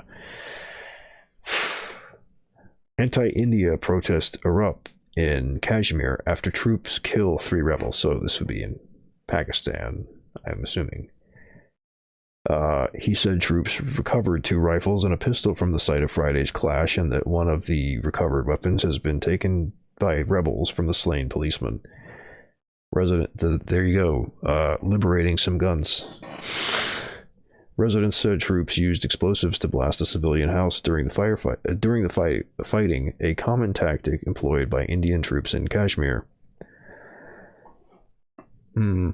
So, I mean, it's another one of those nuclear situations there. Israel and Pakistan both have nukes.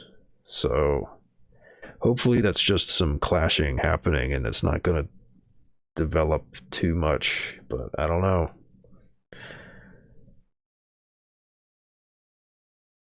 Do we want to go into that one? We've already got a few articles open.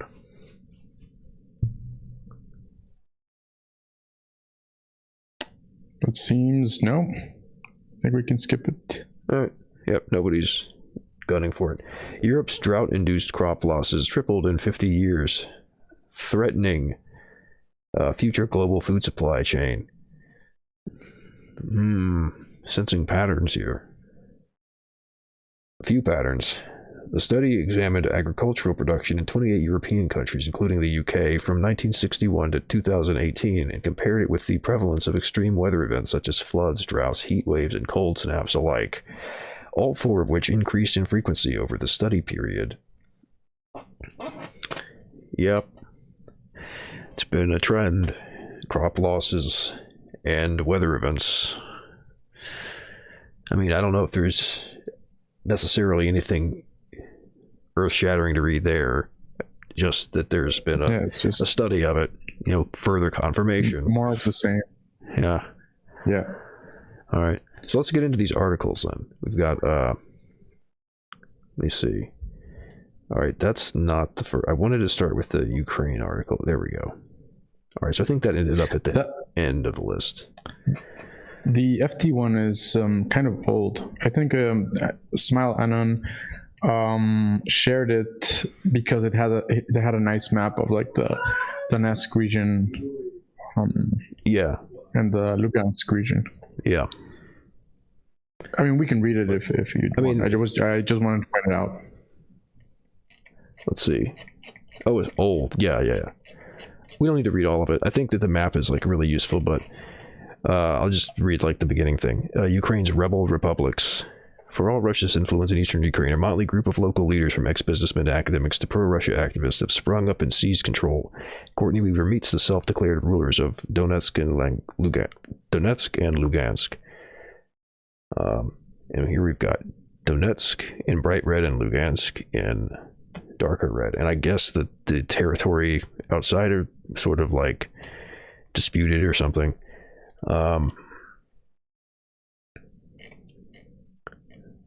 Let me see if I can. Oh, here we go. Yeah. They've got a nice little handy thing here. Donetsk People's Republic, the players. Sergei Baryshnikov, the pro-Russia rector at Donetsk National University, on his former university colleagues and political opponents. When we annex the rest of Ukraine, we will find these people and we will put them on trial. If the courts say they should be shot, they will be shot. All right. I guess this is also Donetsk. Pavel Gubarev, the separatists' initial people's governor. In his previous life, Gubarev, 31, was an ad executive and contracted out Santa Claus impersonators. What would you be contracting impersonate? Is it like just entertainment stuff like Elvis impersonators, or is that some kind of like spy thing? I guess he was like a Santa Claus manager. Yeah, like an agent of like many Santa Clauses. God, I'm an idiot. Santa Claus. I was thinking like a name of a location or something. Wow, that's a brain fart. Santa Claus. Yeah, okay. Santa Claus impersonators. So some very colorful characters here. He was arrested by Ukraine's security service in March. When he was freed a month later, he had been sidelined by new leaders. So they're not really relevant now. Denis Pushilin, People's Governor, I think this guy might still be relevant. People's Governor after Gubarev, a local businessman with a taste for cobalt blue suits. A self-confessed former Ponzi schemer, pushed out Gubarev for the top spot. God, Ukrainian politics. We need to pay more attention to this. This is just wild shit. You think that the United States is a clown country? Good God. A taste for cobalt. I have a feeling. Yeah, I have a feeling I saw like several years ago that they took control of like a McDonald's or something, and they turned it into like a People's McDonald's.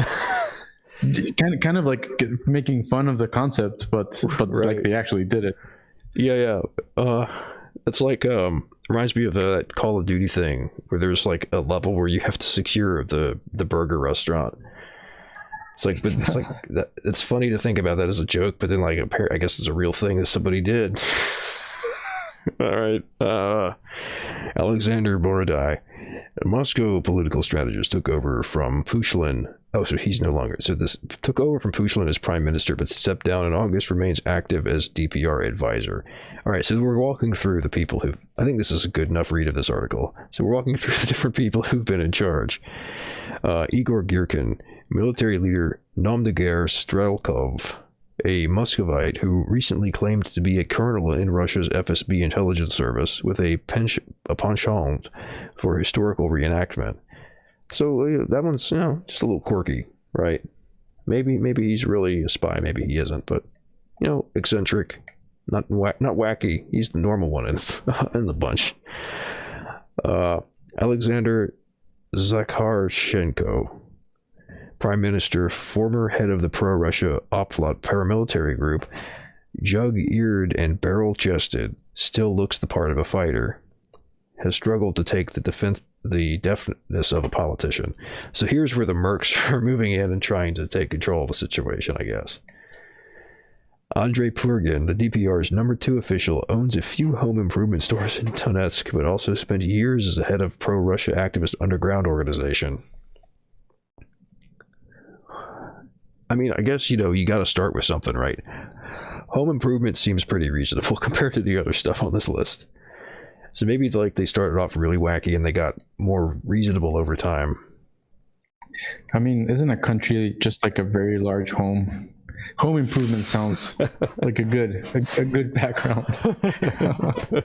I mean, yeah, there's pretty reasonable. Yeah.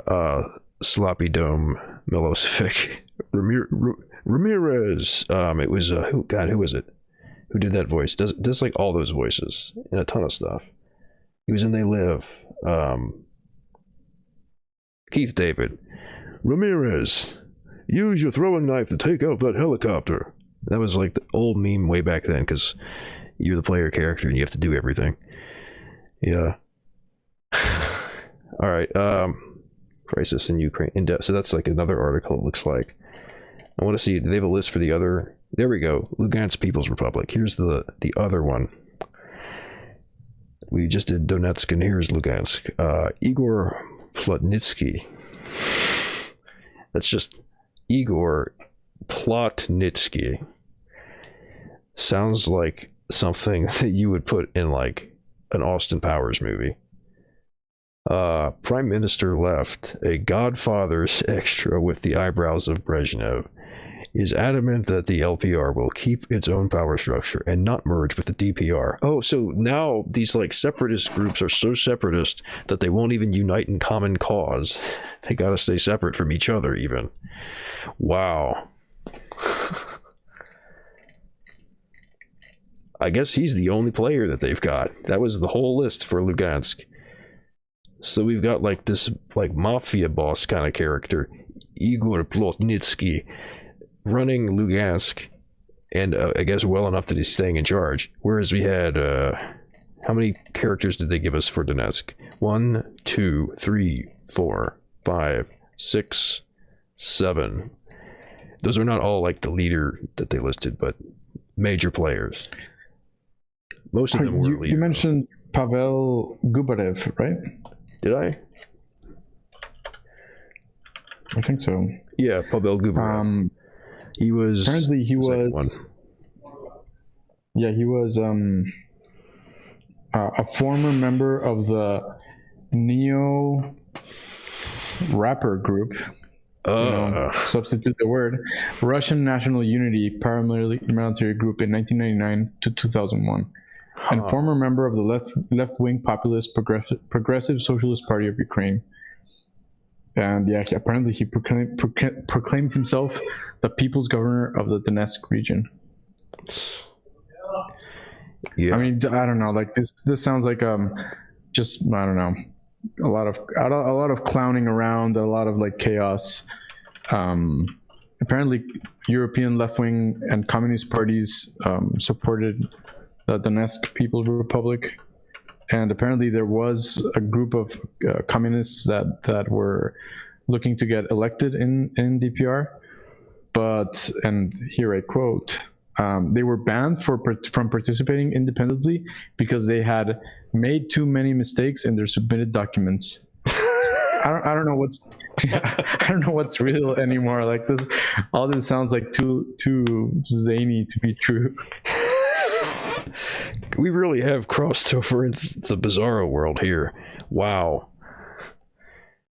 All right. I'm gonna read all the Ukraine articles that News Anon posts from now on. This is too much. I mean, we spent 4 years being like, oh wow, isn't Donald Trump such a strange, kooky character? And then you read this stuff and it's like, okay, well, clearly we need to readjust our standards a little bit. Yeah, like if you see like third world, I mean, I know that's problematic to say, but you know, third world countries politics. I mean, I was reading an article about this dead guy that was declared dead because he was involved in a like gang rape thing. Ooh. And he won elections, and it's like the police were like, hey, weren't you dead? Oh, how do you win elections? Oh like, man, that's some next clown world. Yeah. Wow. Yeah, post USSR farce is sad. And then post the actually developing world.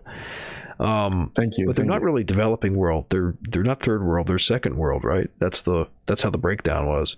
I guess you could say they reverted after the collapse of the USSR, but like, yeah, that was like the first world was supposed to be the West. The second was supposed to be, you know, Eastern Bloc, all them. And the third world was unaffiliated. That's the origin of the terms.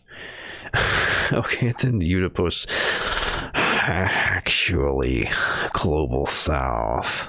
Which is, I mean, like, you could argue forever about these terms. The point is, if people understand which group you're talking about, and that you're not, like, disparaging people. But, yeah. I like third world. I think it's a good, like, it captures the essence that they're like, shit, it is. You know? It's also, like, weirdly poetic. Like, if you don't know the context and the history behind it, it's, like, you kind of get what they're saying. It's like, when you're first, you're, you know, in the lead. If you're third, you're behind. And it separates it as, like, it's a different sphere. It's like a different world. It's, like, reasonably poetic language for what it's describing, you know? Yeah. And as you say, like, it is a different world. Like, you see like absurd things on the news or like politics, and it's like, yeah, well, yeah, that makes sense. If you saw that in the first world, it would be like, what is, yeah, like, right? How can this even be real? Yeah, it's like different rules apply because it's a very, very different political situation. There's very different conditions that people are in. And then Smile in the SciTube says, it's just a meme because there's no real consensus on language to use. And yeah, like Yuta says, for sure, these characterizations will always be problematic and have issues. Yeah, third world is universally understood, at least, right? Yeah. And then get a burger clap from Vulva Inspector. Yeah, and honestly, like, people on the third world, like, I don't think they care. Like, I don't think they care that they call it the third world. It's mostly like richer people. It's like, don't call them third world. Call them differently worlded. Some shit like that. Yeah, no, yeah. It's always the people who are from the West who are really concerned. It's like it's like Latinx, right? You know, these are terms that are and squabbles that are had by people who aren't really connected to the groups that they're talking about. Yeah, differently worlded. That's definitions aren't real, right? Yeah, literally every idea is a fiction that we came up with. Some are just closer to reality than others, for sure. Definitions aren't real, but they're useful. Financially challenged. Let's not get into a game of coming up with dark dystopian euphemisms. I don't like that's a depressing road. Let's read this article. Oh yeah, by the way, did you come up with a name that you'd like me to call you while we're in voice chat? Oh yeah, Enoch is good. Oh, okay, Enoch. Enoch, would you like to do some of the reading here? We want to trade off? Yeah, we're reading the... Sure. Yeah, the DPR. DPR head declares first ever draft campaign in Republic. This is, now that we've read like all the background, this sounds like so strange. According to the Donetsk People's Republic head Denis Pushilin, 200 conscripts will be sent to the People's Militia for 6 months. The next April 1st, Donetsk People's Republic, the DPR head Denis Pushilin announced a first draft campaign in the Republic starting on April 1st. Pushilin's order was published on Thursday. Between April 1st and July 15th, 2012, carry out a draft of citizens born between 1994 and 2003, not in reserve, and subjected to draft in accordance with the law on conscription and military service, the order reads. According to the document, 200 conscripts will be sent to the People's Militia for 6 months. The order was signed and entered effect on March 25th. Its implementation will be supervised by DPR Military Commissioner Alexander Milkovsky. And that's all. That's the whole article. Yeah, actually, there was an interesting thing I saw here. By all means, I would love to expand on this. They're apparently getting into drafting people now because they need people for their separatist movement, obviously. Yeah, the Wikipedia, which, problematic in itself, says in a random place, says the system of government is described by its Deputy Defense Minister, Fyodor Beresin, as aimed to building as military communism. So maybe it has something to do with that. Well, I mean, I guess that would be a major step, is drafting people to form a military. So It sounds like they're getting more serious there. And this is Donetsk, where they do have more of those military types. I'm not sure, that was an old article, but they're at least floating around the command structure. So probably have some idea what they're doing. So I don't know. Not sure how that interacts with the current unfolding situation with like Ukraine proper and the rest of the world and the conflict there. It doesn't really tie in this article, but yeah, it's a very unstable situation for sure. You could say that. Now, do we have more comment on that article? That seems like a short one. Yeah, it was pretty short. Yeah, the chat's also kind of the chat's gone a little dead. Let's see, what's the next one? Is the one about this Antifa hacker. Wake up, chat. You want to hear this one? Wake up, chat. So as a London police officer belonged to a terrorist neo-Nazi group. He was exposed, sorry, shouldn't say that word. He was exposed by an Antifa hacker. Yeah, don't. Maybe we should look at, I think we can, maybe we should look at no words. I'm not sure. You know what I should have done for April Fool's Day is looked up the list of words you can't say on Twitch and just read through that. Yeah, they do have a list of banned terms. That is a real thing. But yeah, I think you can talk about that stuff in a context of history, politics, or whatever. But yeah, we should avoid saying things that might get us kicked off Twitch, which do include kind of potentially, what do you call it, incendiary or triggering or offensive or whatever words. Yeah, true. In late 2019, an anonymous hacker identified only as Antifa Data leaked the usernames, emails, and IP addresses of every account on a notorious white supremacist message board. One of these accounts, authorities soon learned, appeared to belong to police constable. Now that London Metropolitan Police Officer, 22-year-old Benjamin Hannam, has become the first British police officer convicted of terrorism-related crimes, BBC News reported. Oh, shit. Hanneman was convicted. Yeah, that's interesting. Hanneman was convicted on Thursday of lying about his membership in a far-right group called National Action to pass background checks and secure a job with the police. He also pleaded guilty to possessing a prohibited image of a child. The Crown Prosecution Service said in a statement. Oh, wow. Prohibited image of a child. That means, Why is it worded? I think it might be one of those things where they got to be careful legally or something, maybe. I don't know. It also... Such a weird way to say it, right? Yeah, we know what it is. Oh, I think you can't say the P word in this context. Not for the type of media, but for the type of person. I believe that could get you banned. So be careful with this. But yeah, a Nazi's one of these perverts. You could say that, I think. again. Yep, what a surprise. Like complaining about degeneracy and then being into this stuff. Yeah, probably to our benefit that it's carefully worded there, actually. Yeah, that's a weird way to say it, but I mean it's also very weird that it's like a singular. Oh yeah, like, was it one image? An image, didn't right? it?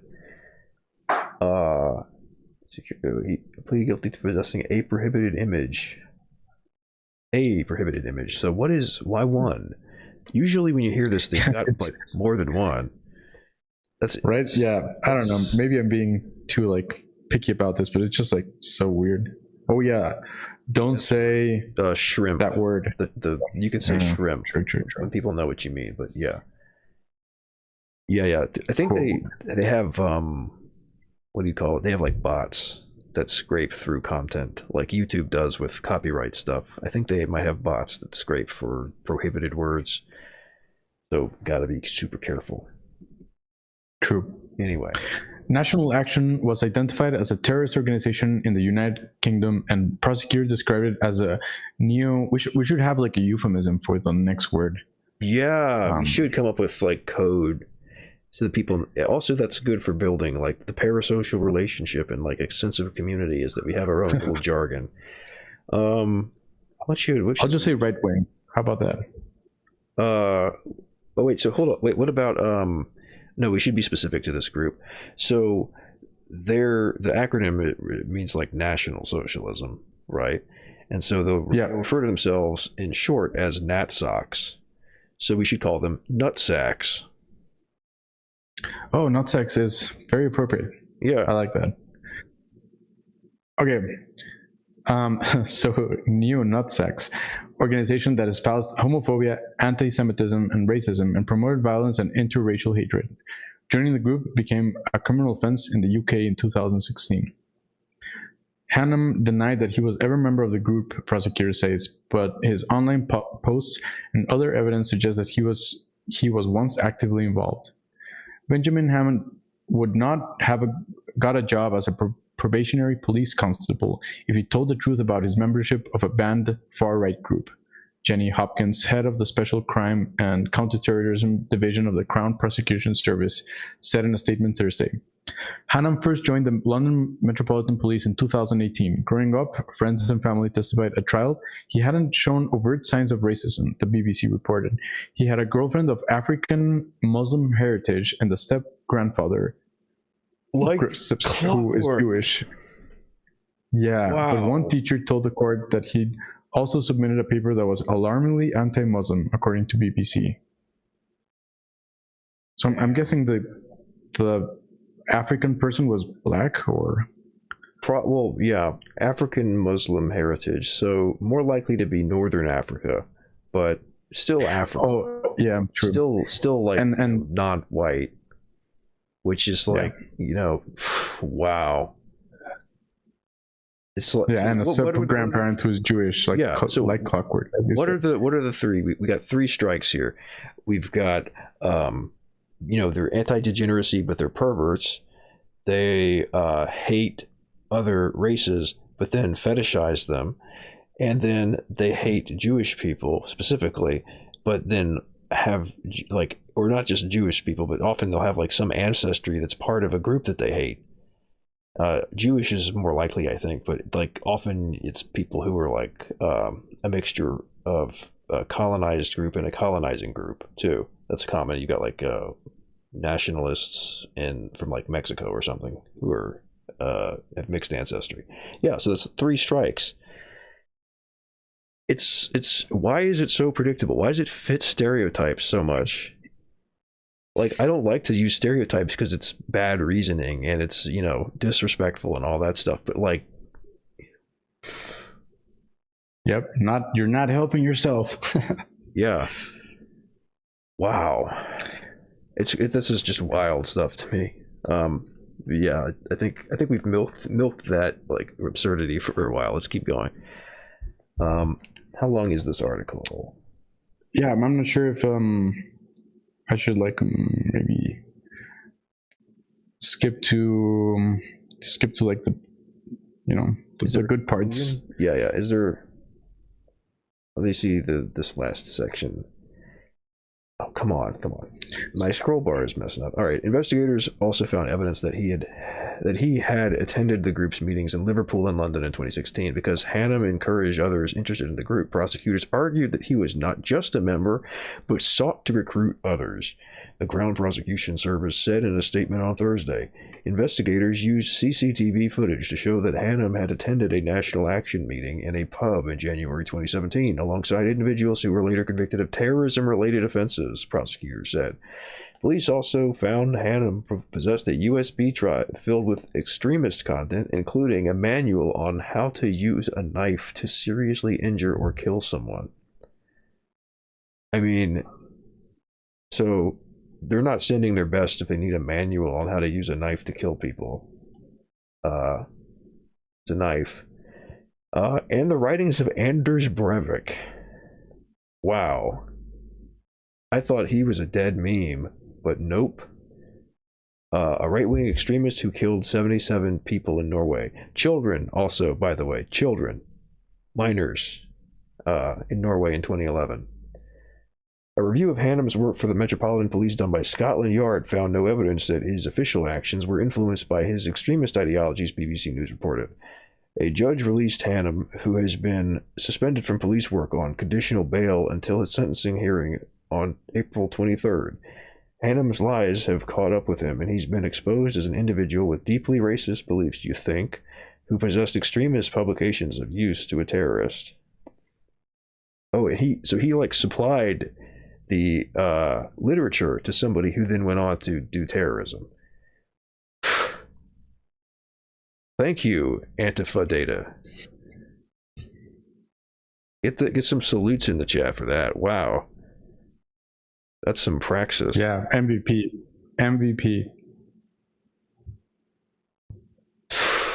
It's impressive shit there. I think we've covered that story enough, unless somebody wants to like yell at me that I missed something really crucial. What else we got? Oh, the picture at the top was Benjamin Hannum. Oh, it was the guy. In case anyone was. Yeah, I thought it was just like a random stock photo, but no, it's him drawing some far right symbol, some like probably like occult stuff or whatever. Looks like a triangle. I don't know what the far right symbol. It just doesn't say what it is.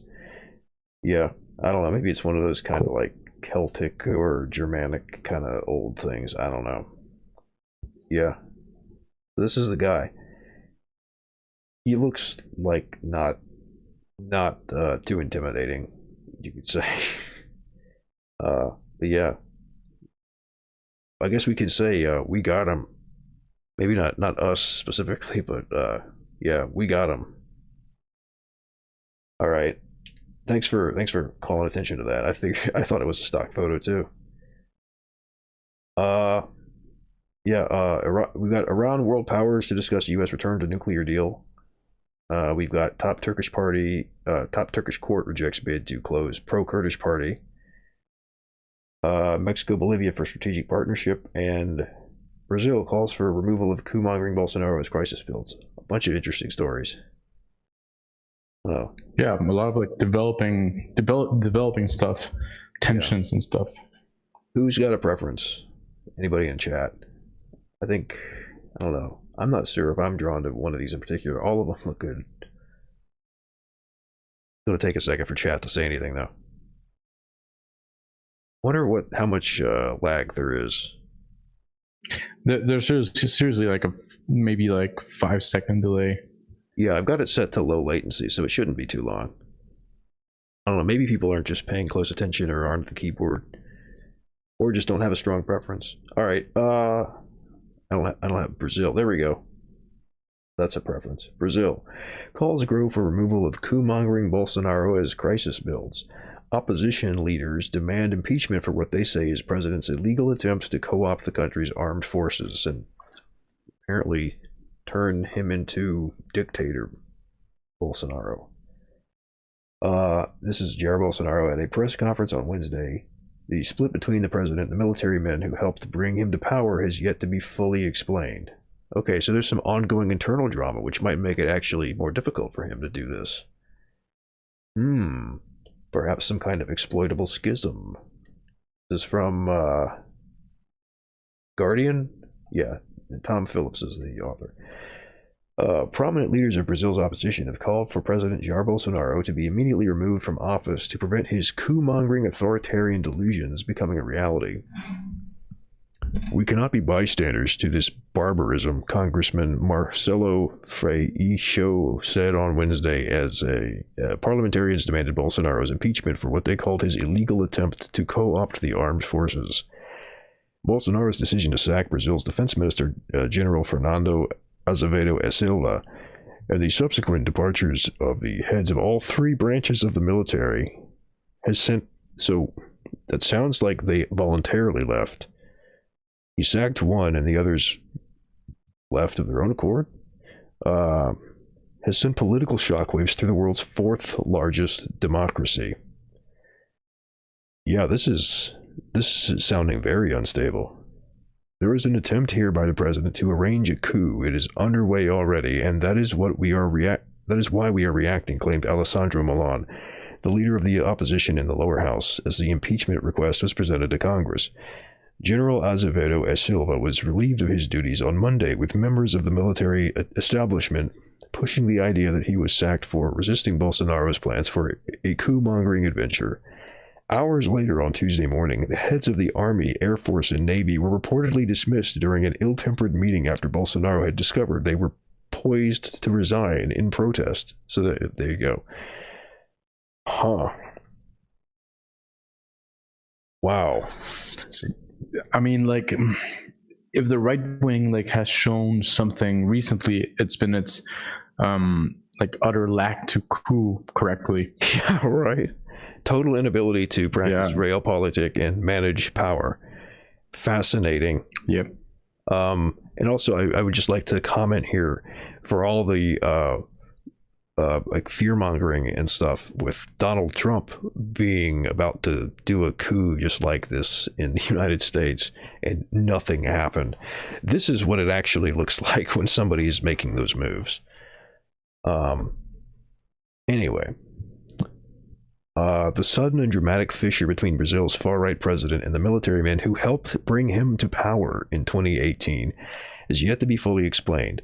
Some observers suspect senior members of the armed forces have decided to ditch Bolsonaro's crisis-stricken administration, partly out of frustration at his calamitous handling of an uncontrolled coronavirus outbreak that has killed nearly 320,000 Brazilians. Yeah, the Brazilian thing was throwing me off there. You know, it's like that old George Bush joke that there was a scuffle and 4 Brazilians died. And he says, "Oh my God, that's terrible. How many's a Brazilian?" Yeah, I was getting a little confused with the numbers there. 320,000 Brazilians, which is like huge. One of the biggest numbers for coronavirus. I mean, I'm making like dark jokes, but like it's awful. Yeah, USA is still number 1 though. I don't actually know what the rankings are. I don't know what the rankings are for most coronavirus deaths. Let me look that up real quick. Do you want to continue, Enoch, while I look this up? Yeah, I like Eunuch even more. Like, Eunuch sounds even more interesting. I guess I mispronounced. Sorry, I meant Enoch. Yeah, no problem. Said, okay, others believe military chiefs may generally have been trying to protect Brazilian democracy after Bolsonaro, a former army captain known for his admiration of dictators, attempted some kind of authoritarian move, such as a self-coup, by which a democratically elected leader takes on dictatorial powers. João Roberto Martins Filho, a leading military expert, said at least 8 different explanations for the rupture were circulating, and it was unclear which was true. We don't know yet what Bolsonaro proposed. He's crazy enough to propose these kinds of things, but we just don't know, and it will be hard to find out. Martins Filo said, adding that he was unconvinced by the ousted military commander's effort to position themselves as defenders of democracy. They elected Bolsonaro, they supported Bolsonaro, they filled Bolsonaro's entire government, and now they want to come out of this as Democrats. He said, if they were really in favor of the Constitution, they would go back to their barracks and take care of national security, as they do in European countries. Whatever happened, few doubt the week's drama represented a pivotal and potentially dangerous movement in modern history of a country that only emerged from 2 decades of dictatorship in 1985. This is a major moment for Brazilian democracy, said Brian Winter, a Brazilian specialist and the editor-in-chief of America's Quarterly. I wonder what's this guy called? Glenn Greenwald? Yeah, I think his husband is like involved in like some socialist stuff and yeah, Brazil. he's fairly sympathetic in his like reporting that he does. I don't know what his husband is up to though. I think he was right like part of the socialist government or something. Yeah. Well, socialist party. I'll use the text again for this one because somebody is putting his name in the chat. Yeah, Glenn Greenwald. Glenn Greenwald is the guy's name. I don't know what his husband's name is though. Whoops, I misspelled it there. Glenn Greenwald. Yeah, reporter. He's in a Brazilian party. He may have even been an elected official. That's from the chat from Yuta. His husband, not Glenn Greenwald himself. I don't know his husband's name though. It would be interesting to see what he has to say. I can look up who that is in a second. But while I'm doing that, let me tell you what I found. The U.S. is number 1 in total coronavirus deaths, but Brazil is number 2. For death rate, though, it's not quite as grim. The United States is at number 15 and Brazil is number 18. Still pretty bad, though. Yeah, and there's it's like Brazil is very violent as well, very poor in many places. Yeah. So this like only adds tension to tensions that already exist. And like all this like Bolsonaro bullshit. Apparently, like his own government is turning on him. So yeah, not a good look at all. And also, Lula got released from prison recently. So yeah, I think we had an article on that. Yeah, maybe so I think a change of tides, definitely. Yeah. And so here, I think this is a picture of him. Glenn Greenwald's husband, David Miranda. Yeah, if the facts are fast enough, socialist Rio de Janeiro council member. So he's an elected official. They met by chance on who cares? Miranda didn't get involved in politics until Greenwald's explosive article about Edward Snowden was published in 2013. Miranda was one of the first to see that stuff radicalizes people. Miranda was one of the first 2 black and gay officials elected to city government, along with Marielle Franco, but is the only one still alive. Jeez. There was an outpouring of bilateral support for Greenwald on Twitter following Bolsonaro's cybercrime charge. Yeah, okay, that's not really all right. Yeah, it's just clickbait, but gives you a little idea of who we're talking about here. So yeah, that's it's an interesting connection. Yep. Oh, hey, so Winter said sorry. I just was talking to chat real quick. Go ahead. I should type when I talk to them.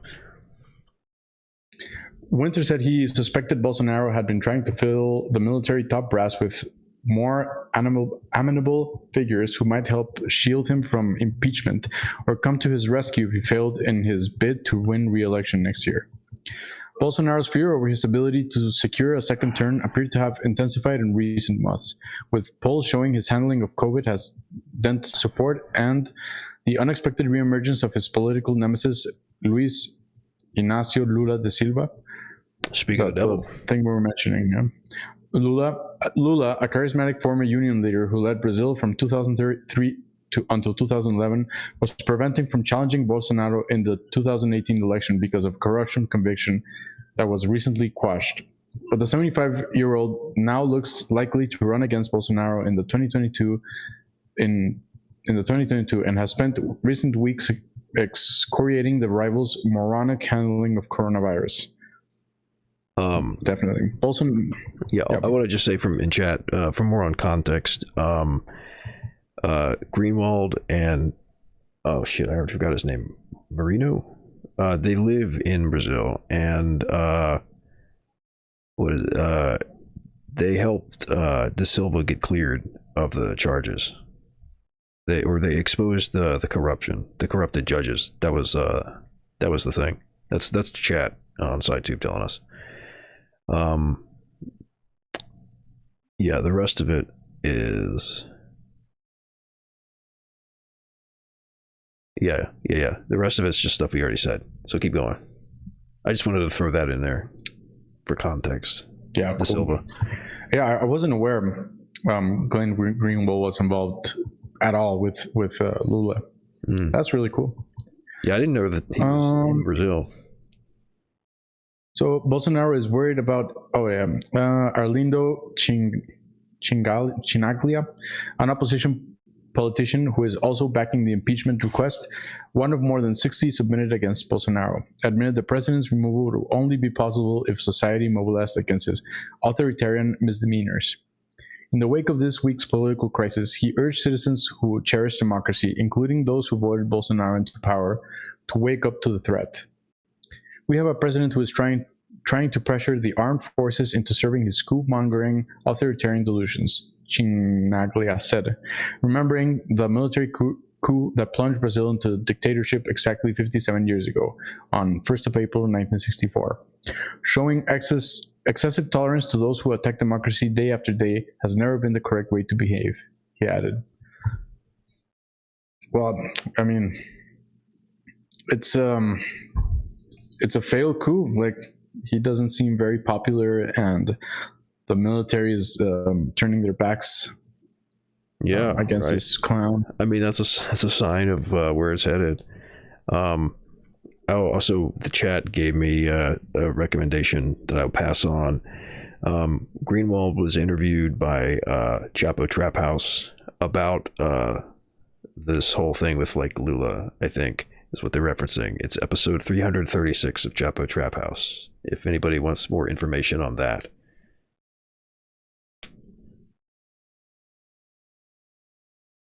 Yeah, the institutions rejected Greenwald for telling the truth, which is what happens when you tell the truth. I mean, it all started, I guess, with Edward Snowden, right? But yeah. He left the Intercept due to the Hunter Biden story, I think. Like, they probably built up something or whatever. Yeah. He seems like he's got some consistent principles then. Yeah, nice. I think that's the end of that article. But that's some surprising news. And I don't know. I'm not sure where exactly that goes from there, but it sounds like Lula's at a pretty good position to maybe get people going for something better than Bolsonaro.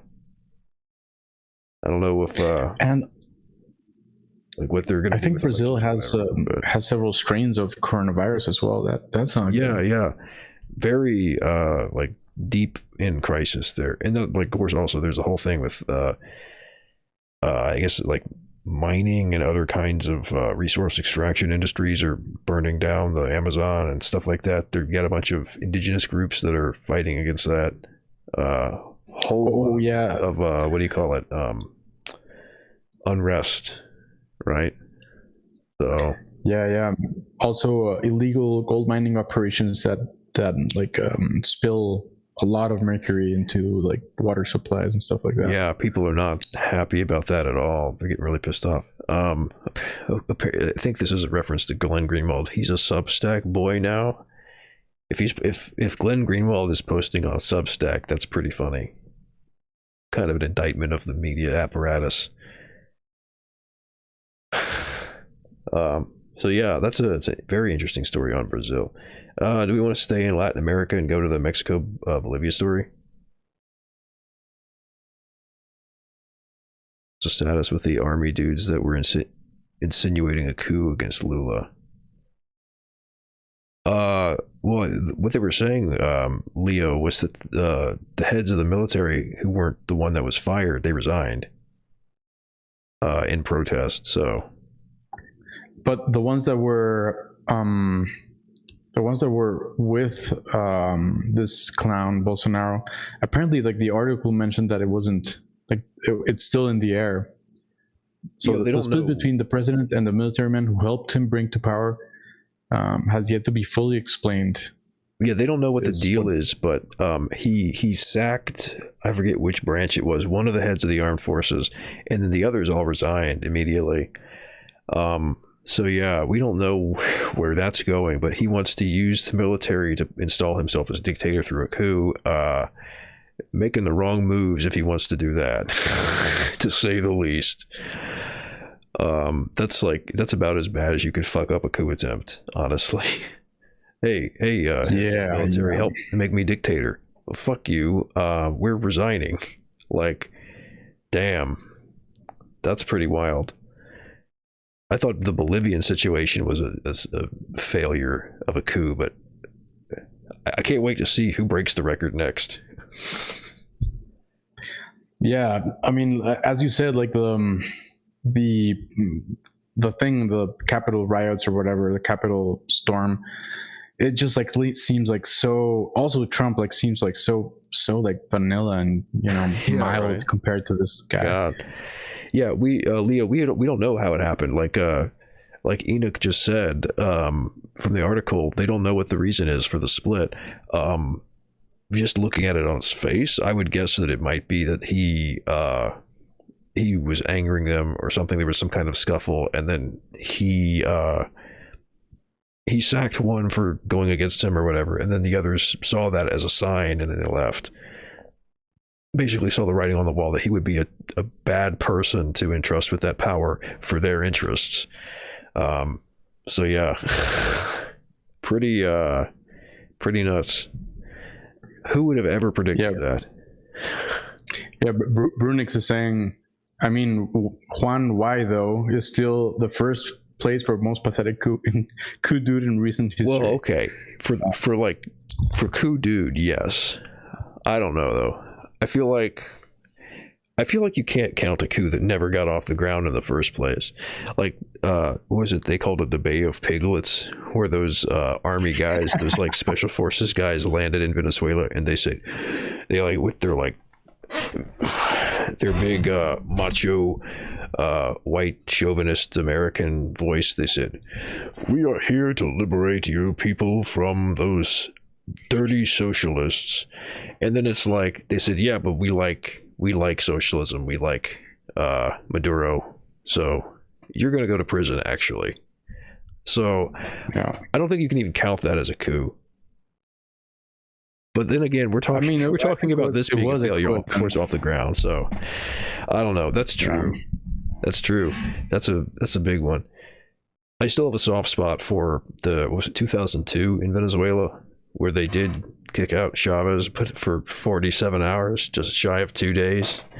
And then the people like had a mandate, and it's like, oh, we miscalculated. The military's like, we miscalculated this one, didn't we? But yeah. Yeah. It's nuts. It's nuts how bad they are at coups right now. What's up with that? Yep.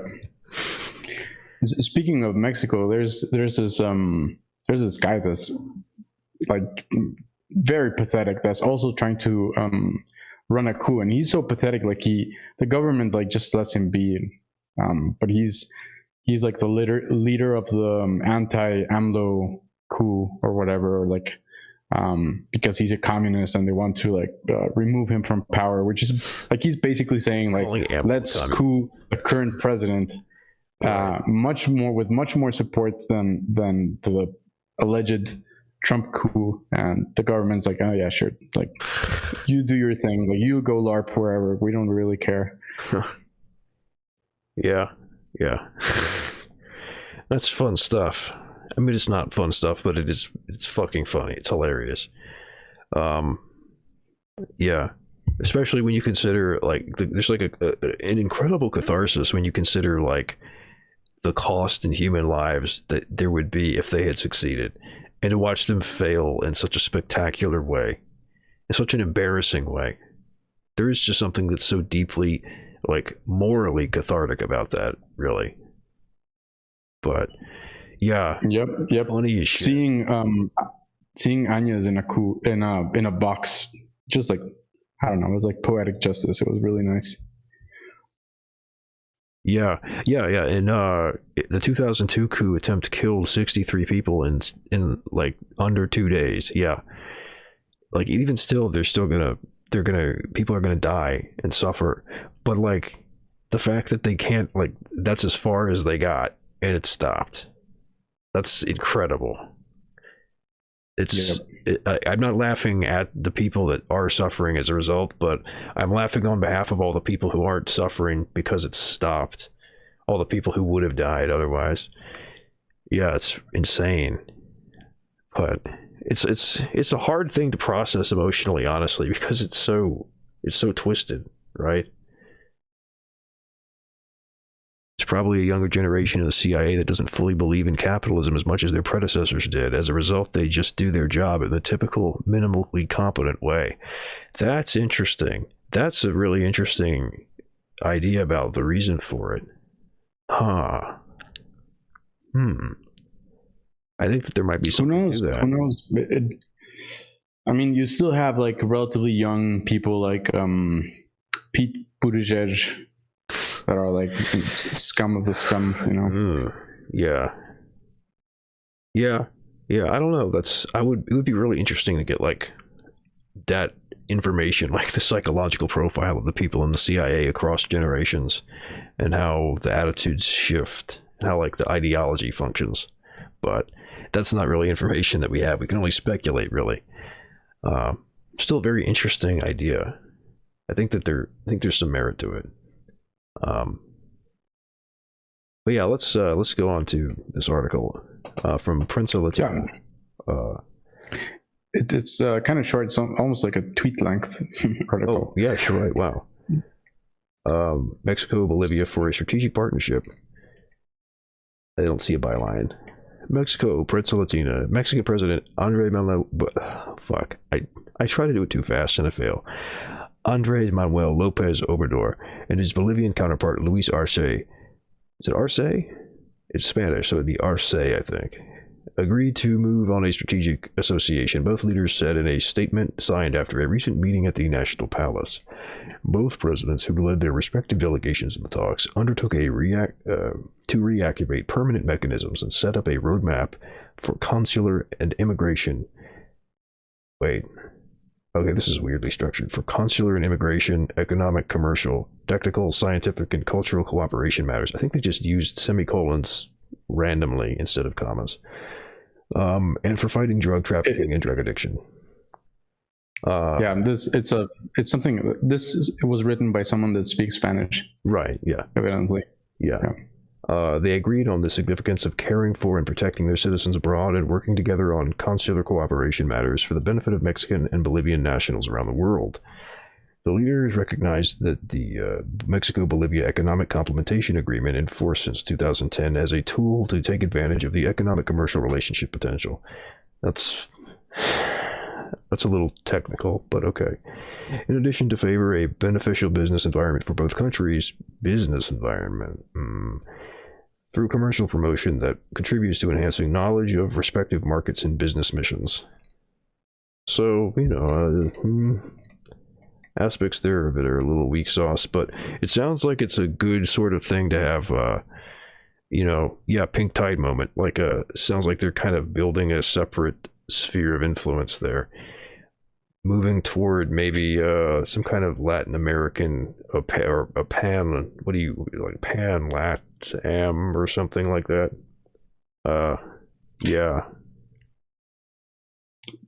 Prior to like neoliberalism, Mexico had just spot on foreign policy. That's kind of like they were, the important trade partners for the U.S., but still they invited Trotsky to live in Mexico, and among other peoples, they gestured to Cuba, they gestured to the Soviet Union, and like even Kollontai, Alexandra Kollontai was a consul. What's it called? Like a counselor, a diplomat in Mexico. So, and AMLO comes from the pre-party, the one that ruled 70 years. So this just seems like, I mean, I guess there are many ways to read this, but this also reads like excellent foreign policy from the old Mexico. The pre was the 70s. That's the ruling party since the Mexican Revolution until like 2000. What was it, like 2001? I think. I don't know. Let me see. What's the point you're referring to? I'll look it up. It's when Vicente Fox was elected. Was the first non-pre president was Vicente Fox. Yeah. So he took office 2000. He was in office from there we go. December 2000 to November 2006. Yeah. So yeah, like there's several ways to read this, and also the pre-party was before the neoliberal pre, which was like maybe like 80s. Yeah, this is pre. Like AMLO comes from the pre. They were very left leaning. Like they did a lot of like reforms. They had like universal healthcare. They also had like programs for like to have like a lot of houses, like a lot of housing projects. That's why, despite being a poor country, Mexico has like a low homelessness rate. All right, and they keep saying, or Enoch is saying, pre. That's Partido Revolucionario.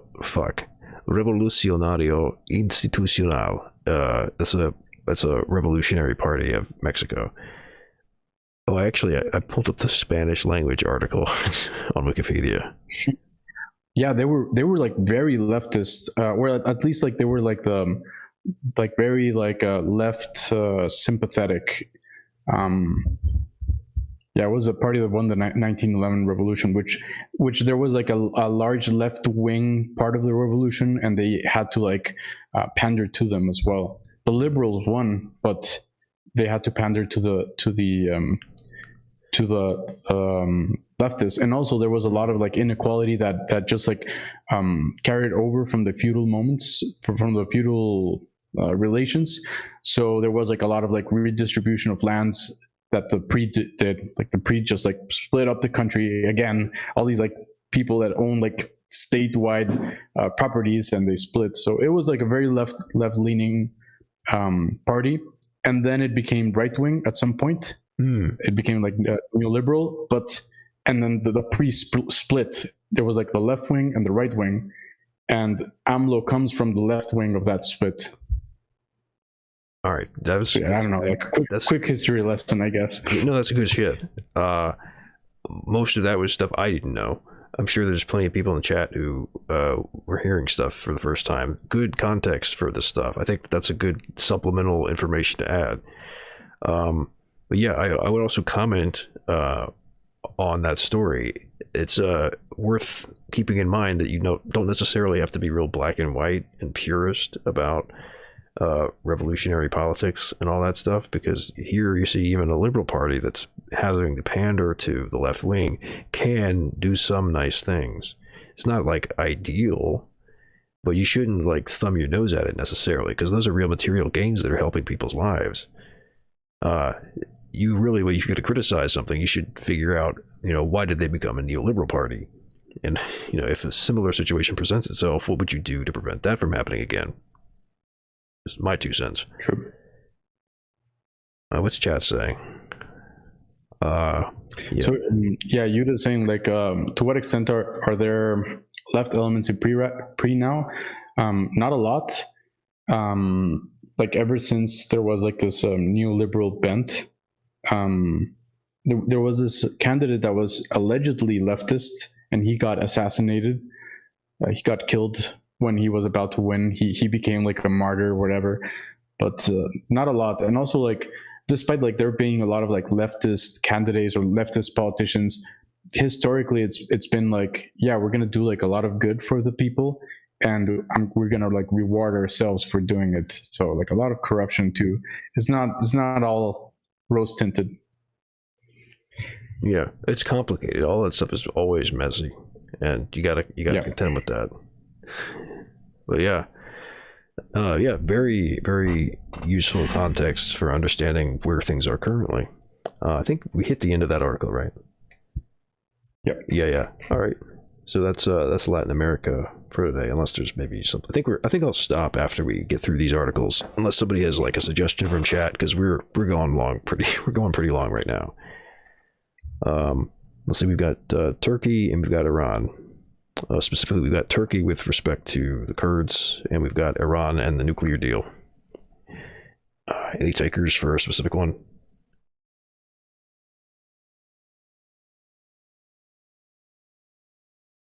Yeah, entrenched corruption. Let's just do, I don't know, Turkey. Yeah, I'll just go in order. Nobody's shouting anything. I'll go in order. Turkey. Smile says Turkey. Let's do Turkey. Scratch my eye for a second. Top Turkish court rejects bid to close pro-Kurdish party, citing technical flaws in a case seeking the closure of the pro-Kurdish People's Democratic Party.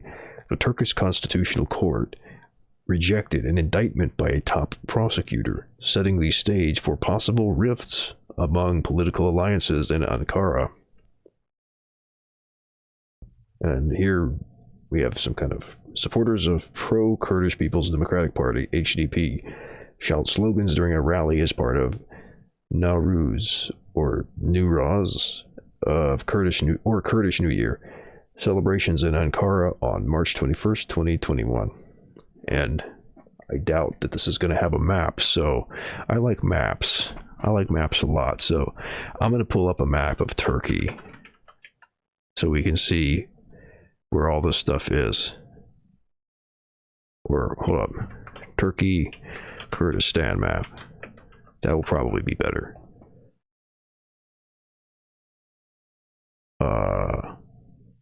This looks like it might be a decent one. Yeah. Oop. There we go. All right. Oh wait, no, this is an old map. I just saw the 1920. All right, well, we can see where Ankara is, and there's like Armenia, and then the Kurdistan is like more this area. But that way I can at least like show like some context there for the locations. All right, anyway. Istanbul. Turkey's Constitutional Court rejected on April 1st a March 17th indictment. That's an appropriate thing for April 1st, isn't it? A March 17th indictment by a top prosecutor seeking to close the nation's second largest opposition party, the People's Democratic Party, HDP. The case charged HDP officials with alleged ties to Kurdish militants that sought a 5-year political ban on more than 600 party members. Citing procedural omissions, Turkey's top court rejected the 609-page indictment of the Court of Cassation, which can resubmit the case later after providing missing details, such as suspects' personal information, their roles in the party, and the criminal charges lodged against them. So basically they submitted this without actually substantiating anything. Possibly like didn't even identify people. That's what it looks like. It's weird. Nationalist Movement Party, MHP, chair Devlet Bahçeli, who has led calls to close the HDP in recent months, condemned the move in a statement suggesting the Constitutional Court itself should be shuttered after the decision. Like that seems to be like the immediate go-to thing. It's like, oh, we didn't get what we wanted here, apparently because they were sloppy. We got to shut down the whole government. Is the Constitutional Court for the rule of law, or is it a slapstick for separatism? Bahçeli said, adding the closure of the Constitutional Court as well as the dissolution of the HDP should be an urgent target. The case has drawn international criticism and raised concerns over democratic backsliding in Turkey, while the democratic stage is looming resubmission. while on the domestic stage, its looming resubmission could set the stage for divisions among political alliances in Ankara. Analysts expect Turkey President Recep Tayyip Erdogan to face continued pressure from the MHP allies to shutter the HDP. Meanwhile, extended debates over terror accusations faced by HDP politicians could weaken a coalition between nationalist IYI party members and the main opposition to Republican People's Party CHP, some of whom have been more supportive of the HDP. So, not too familiar with Turkey. Yeah, shut it down, stop the count. Yeah, funny how things are similar in different places like that. Yeah, this sounds like just like weaponized law. You know, Yeah, like, right. I've seen the same in other places. Like they make parties illegal, or we actually read one of Donetsk that they made the Communist Party illegal because they had like some filing issues or whatever. Right. Yeah. Where was I? Speaking of Turkish media Thursday. Yeah. The CHP's Istanbul mayor, Ekrem İmamoğlu, said he did not view the HDP as a terrorist organization, refuting AKP and MHP claims that it fosters ties with the outlawed Kurdistan Workers' Party, PKK. The HDP is a political party in this country. The İmamoğlu told KRT TV on March 31st, if you regard a party that got 6 million votes as terrorists, I'm against that. I mean, yeah, I'm not going to get into the whole thing with like Kurdistan, but this sounds like a sort of progressive, I don't know, categorization of certain kinds of politics that Turkey doesn't like, or parties within Turkey doesn't like. Burkesin, an assistant professor of political science at Sabancı University in Istanbul, said such statements can create a nationalist backlash within the IYI party that makes it more difficult for IYI party members to stand with the CHP.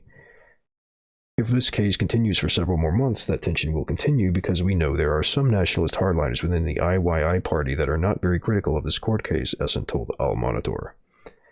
Erdogan likely has no long-term plans regarding the case, Essen said, though he can use the pressure on HDP as a bargaining chip to both appease nationalists and sow division among the opponents, taking future steps according to political developments in the coming months.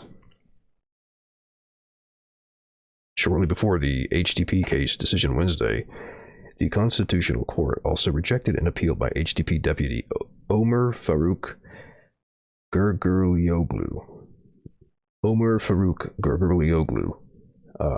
whose parliamentary status was revoked March 17th on charges of spreading terrorist propaganda in a 2016 Twitter post. Responding to the news, Gurgurlioglu said he would appeal the case and make an application of the European Court of Human Rights. Gurgurlioglu is one of dozens of HDP members facing investigations as the party comes under mounting pressure and has seen most of its municipal officials replaced with state-appointed trustees since the 2019 local elections. The party former co-chairs Selahattin Demirtas and Figen Yüksekdag have also been imprisoned since 2016 on terror-related charges. So, a pattern here. In the indictment seeking to close the HDP, party members are accused of floating rule of law, colluding with PKK militants, and seeking to divide the Turkish Republic. I think it might already be divided, but Osman Khan, a law professor at Marmara University in Istanbul and former rapporteur judge for Turkey's constitutional court, said the indictment was so plagued with fundamental flaws that even judges supporting the party's closure had to reject it. Oh, I'll get to that when I'm almost at the end. So, these are members of the court, and all eyes, international and national, are on them. They needed a technically clean indictment. Khan told Al Monitor, citing discussions he had with former colleagues. The indictment is so problematic that in a normal situation it would come to the Constitutional Court again. Khan continued, saying the political environment in Ankara has become unpredictable and the indictment could potentially resurface. Yet he said a firm connection would need to be established between the evidence and HDP members suspected of crimes for the case to move forward. We don't know the exact flaws of the indictment, but 90% of the evidence presented in it is taken from investigations and ongoing court proceedings against HDP members, Khan told Al Monitor, and 95% of that evidence is just spoken word verbal statements. Only 5% is actions. HDP officials have denied accusations of fostering ties with the PKK, a designated terrorist organization in Turkey, the United States, and the European Union.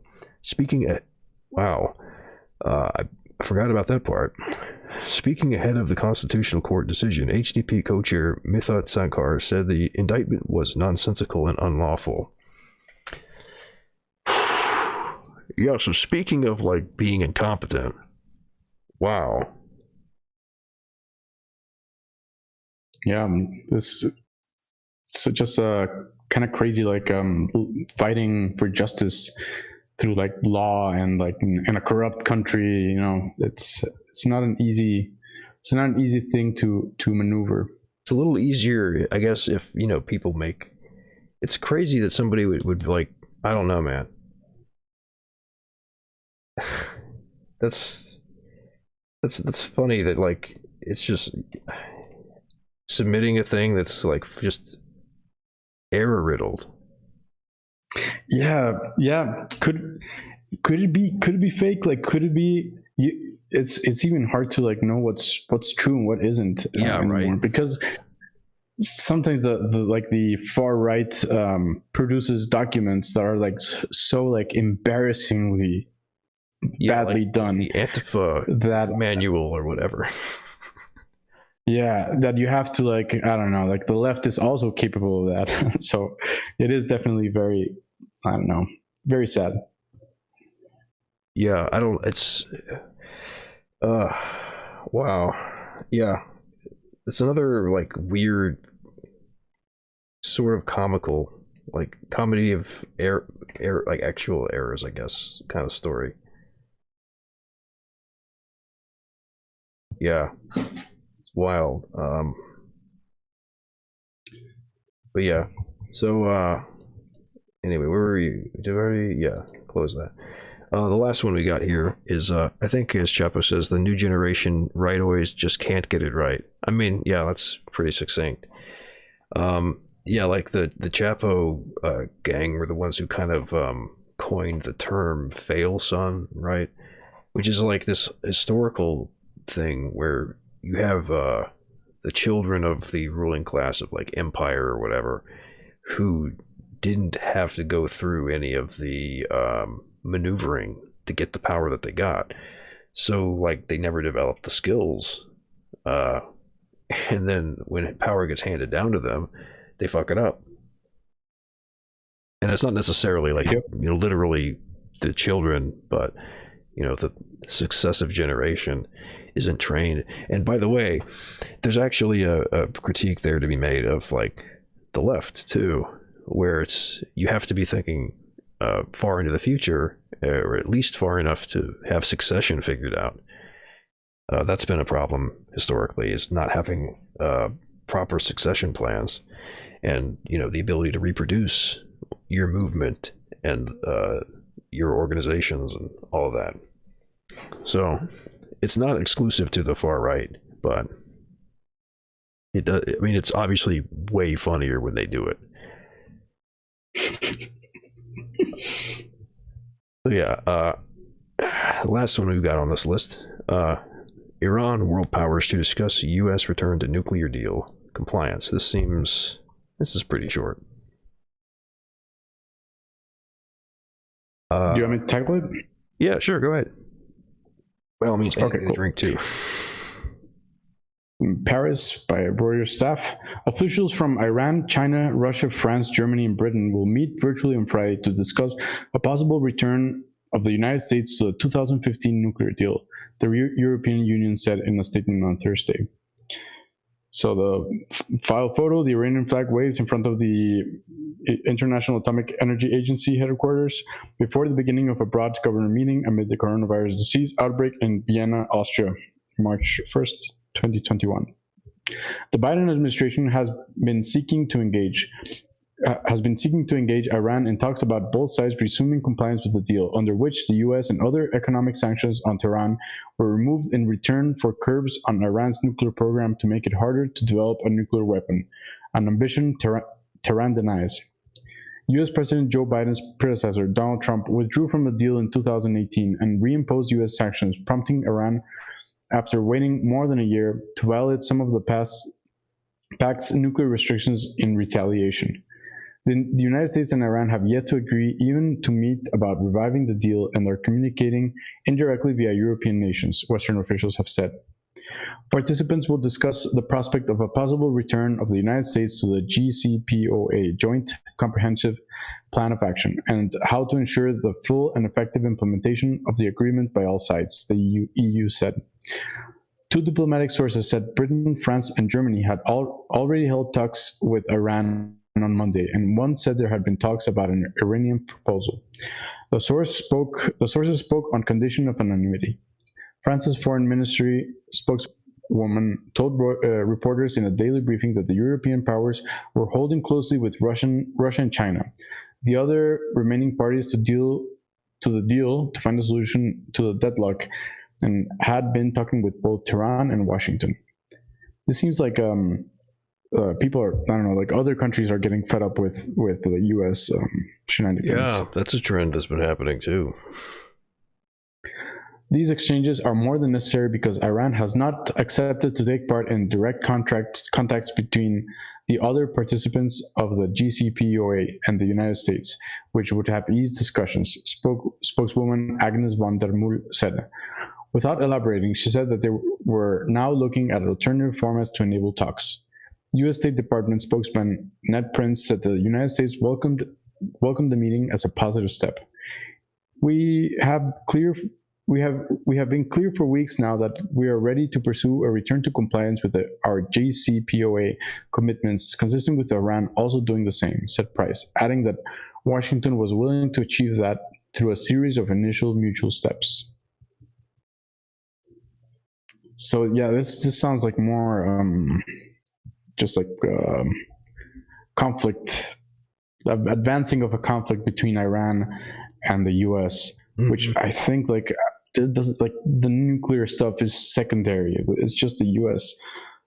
Trying to well, I mean, the whole pressure, thing with nukes, with the way that the world is right now, is that nukes are an effective deterrent to intervention, right? And that's the whole thing, is the U.S. wants to prevent people from getting nukes so that they're available as a site to invade. I tried to come up with a euphemism, but I didn't. And Yuda says in the chat, this is the enough is enough stage. They're kind of like they've been getting jerked around with this deal and with like the negotiating process. And, you know, we're I don't know, I'm not sure where this is going to go, but I don't think that Iran is going to take more bullshit. And I think that the rest of the world is like beginning to turn on the US, because they're starting to see the writing on the wall. I think that the US's power is waning, and it may not be, I mean, maybe better off supporting other countries instead, or at least not supporting US hegemony. But yeah, I don't know, it's interesting. We'll see where it goes, I guess, right? Yeah, and this is all tied to like energy and Saudi Arabia, Russia. It's a lot of things are in between here. Yeah, and like the nukes aren't even just weapons, just deterrents to invasion. They're also like nuclear energy is a huge deal. Because, you know, the U.S. wants people to be dependent on their oil markets, you know, and they want, I mean, Iran is producing oil, and if they are able to, you know, generate the power without having to do that, that's a big deal for them, because they are involved with international trade with that. They can move away from that model. That's actually a bigger story too, with like global warming and stuff, is the economics of carbon fuels, right? So there's a whole lot of elements to this story. It's you can't. I don't think we're gonna unpack it all just like riffing on it, but yeah, no, true. It's too many players. Israel is super important too here. Mm-hmm. It's just too many players. Nuclear power is a tremendously huge deal. Yeah. Any alternative source of fuel that's actually viable is a huge deal. Yeah. France gets a majority of its power from it, I'm pretty sure. Yeah. I'll dox myself a little bit. I live in Virginia, and we get a whole lot of our power from nuclear now. It's becoming much more common. Yeah, and I think that the whole nuke question becomes like, people are thinking about it just in terms of weapons, and it's important to understand the strategic value of nuclear power too. But yeah, that's an important point, I think. Yeah, I think, did we get through the article? Yep. Yeah. All right. So yeah, that's the articles, all the news that's fit to read on a live stream from at least from the first post. We didn't get through the other. I think we should read through the other headlines at least, right? Oh yeah, actually, how about Enoch? Do you want to read the headlines for the second post? I'll go look up, because I am curious what the actual percentage of nuclear power is in various places. Yeah, sure. There's still something interesting there. I think Germany was closing its nuclear power plants. Really? But that's interesting. Yeah, but I mean, I think I read something. Maybe I'm misinformed. Car rams into the police at Capitol barricade. Officer killed. We had Pittman did not identify the thing. Sorry. Yeah, go ahead. Yeah, we were streaming this earlier, right? Yeah. Well, someone was streaming it out. We were in the site too, talking about it. Well, we were just watching. Pittman did not. But yeah. Sorry. Pittman did not identify the slain officer or suspect. Authorities said that there was no longer an ongoing threat and that the attack did not appear to be related to terrorism. There was also no immediate connection between Friday's crash and the January 6th riot. Despite all the effort, they were trying to paint him as a terrorist and as an insurrectionist. Right, from January 6th. God, it must have been a dozen times that the anchor on News Now mentioned the January 6th thing. As if this had anything to do with that necessarily. And saying like, this guy's a terrorist, right? And the other guy like, well, it's a fine line between what is a terrorist and what, but this is pretty close. Just, I don't know, ridiculous stuff. Yeah. Oh yeah, okay. We got a link to German nuclear phase out, offset by non-hydro renewables. Okay, so they're moving away from nukes to other kinds of green stuff. So yeah, purple is nuclear power, blue is wind power, yellow is solar power, and green is biomass and waste. So yeah, they're moving away from nuclear power and moving toward other, or not other, nuclear isn't renewable. They're moving toward renewable sources that are replacing it. So it's just a reconfiguration, I guess. But yeah, but I tried reading about it sometime. I guess it has something to do with the disasters. I think it was like after the Fukushima. We were like, okay, let's stop this thing. Yeah, apparently the Greens don't like nuclear power is the reason. Which, I mean, the Greens, yeah, makes sense. They're still expanding coal despite nominally going green. It's stupid though. They should expand nuclear massively. I mean, yeah, like I'm not gonna argue against nuclear power.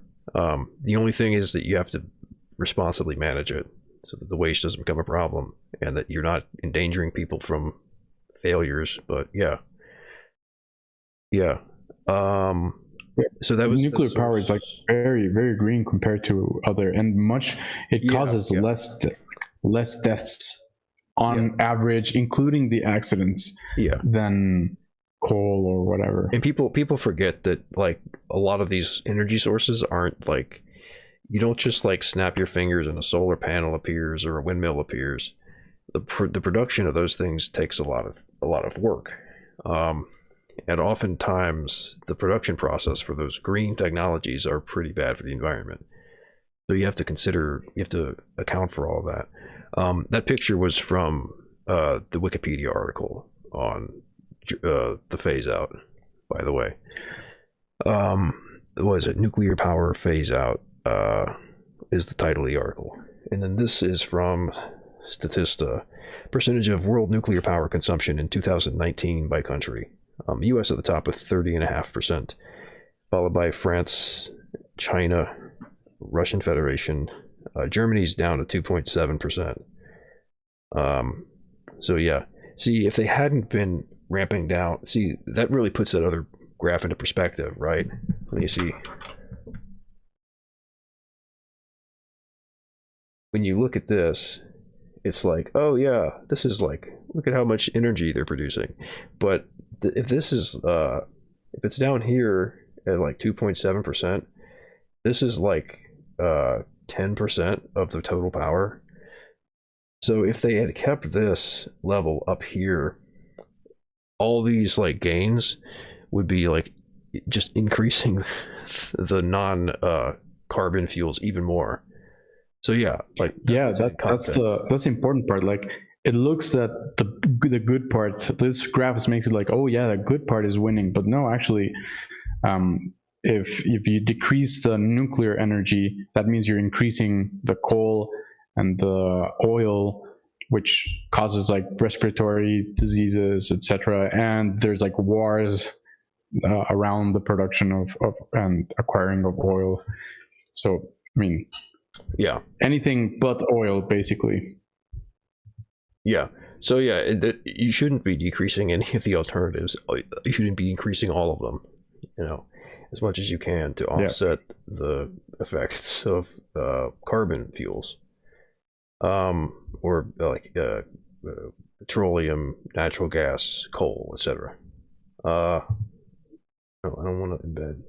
No, I don't want to embed. Stop. Yeah, so US, France, China, Russian Federation, South Korea, Canada, Ukraine, Germany at 2.7%. Sweden, Japan, Spain, UK. I guess this is like all of the ones that were using nuclear power in 2019. So, yeah. The US is at 30%, so that's pretty significant. Better than I would have expected, honestly, for the US at least. But yeah, sorry, interrupted the headlines to flesh that story out a little bit. Let's so we were in DHS watchdog finds widespread mistreatment of immigrants at ICE facility. Oh, imagine my shock.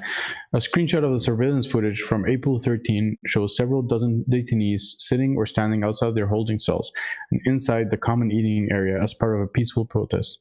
Another screenshot from later that day shows at least a dozen facility employees, many equipped with riot shields, aiming handheld pepper sprays devices at a smaller group of detainees laying on the floor.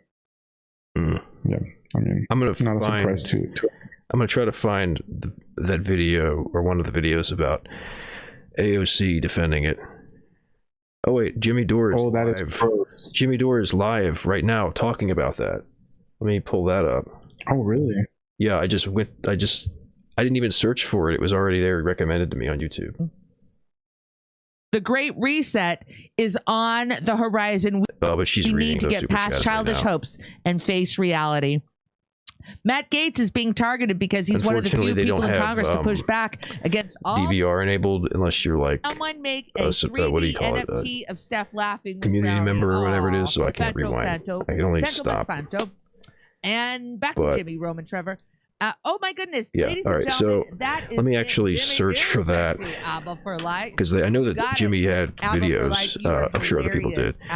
So what AOC, ICE, Biden, Brownie is sexy too, probably get it. All right, ladies and gentlemen, Brownie looks.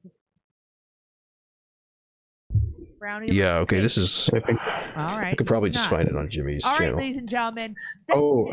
Someone linked Twitter. Did they? Only 6. and the there we go. AOC vid from Twitter. Okay, I think I got to everybody. Let me close this because they're just going to keep talking about other stuff.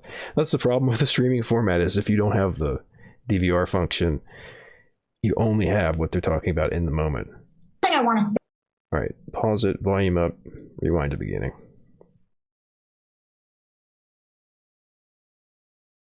Oh, I forgot that it fills my screen up.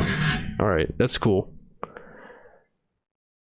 Now, the first thing I want to say is that the fact that this keeps happening over and over and over again is a political failure by both parties. What is that shit? And I want to be very clear about that because I don't want to draw false equivalence.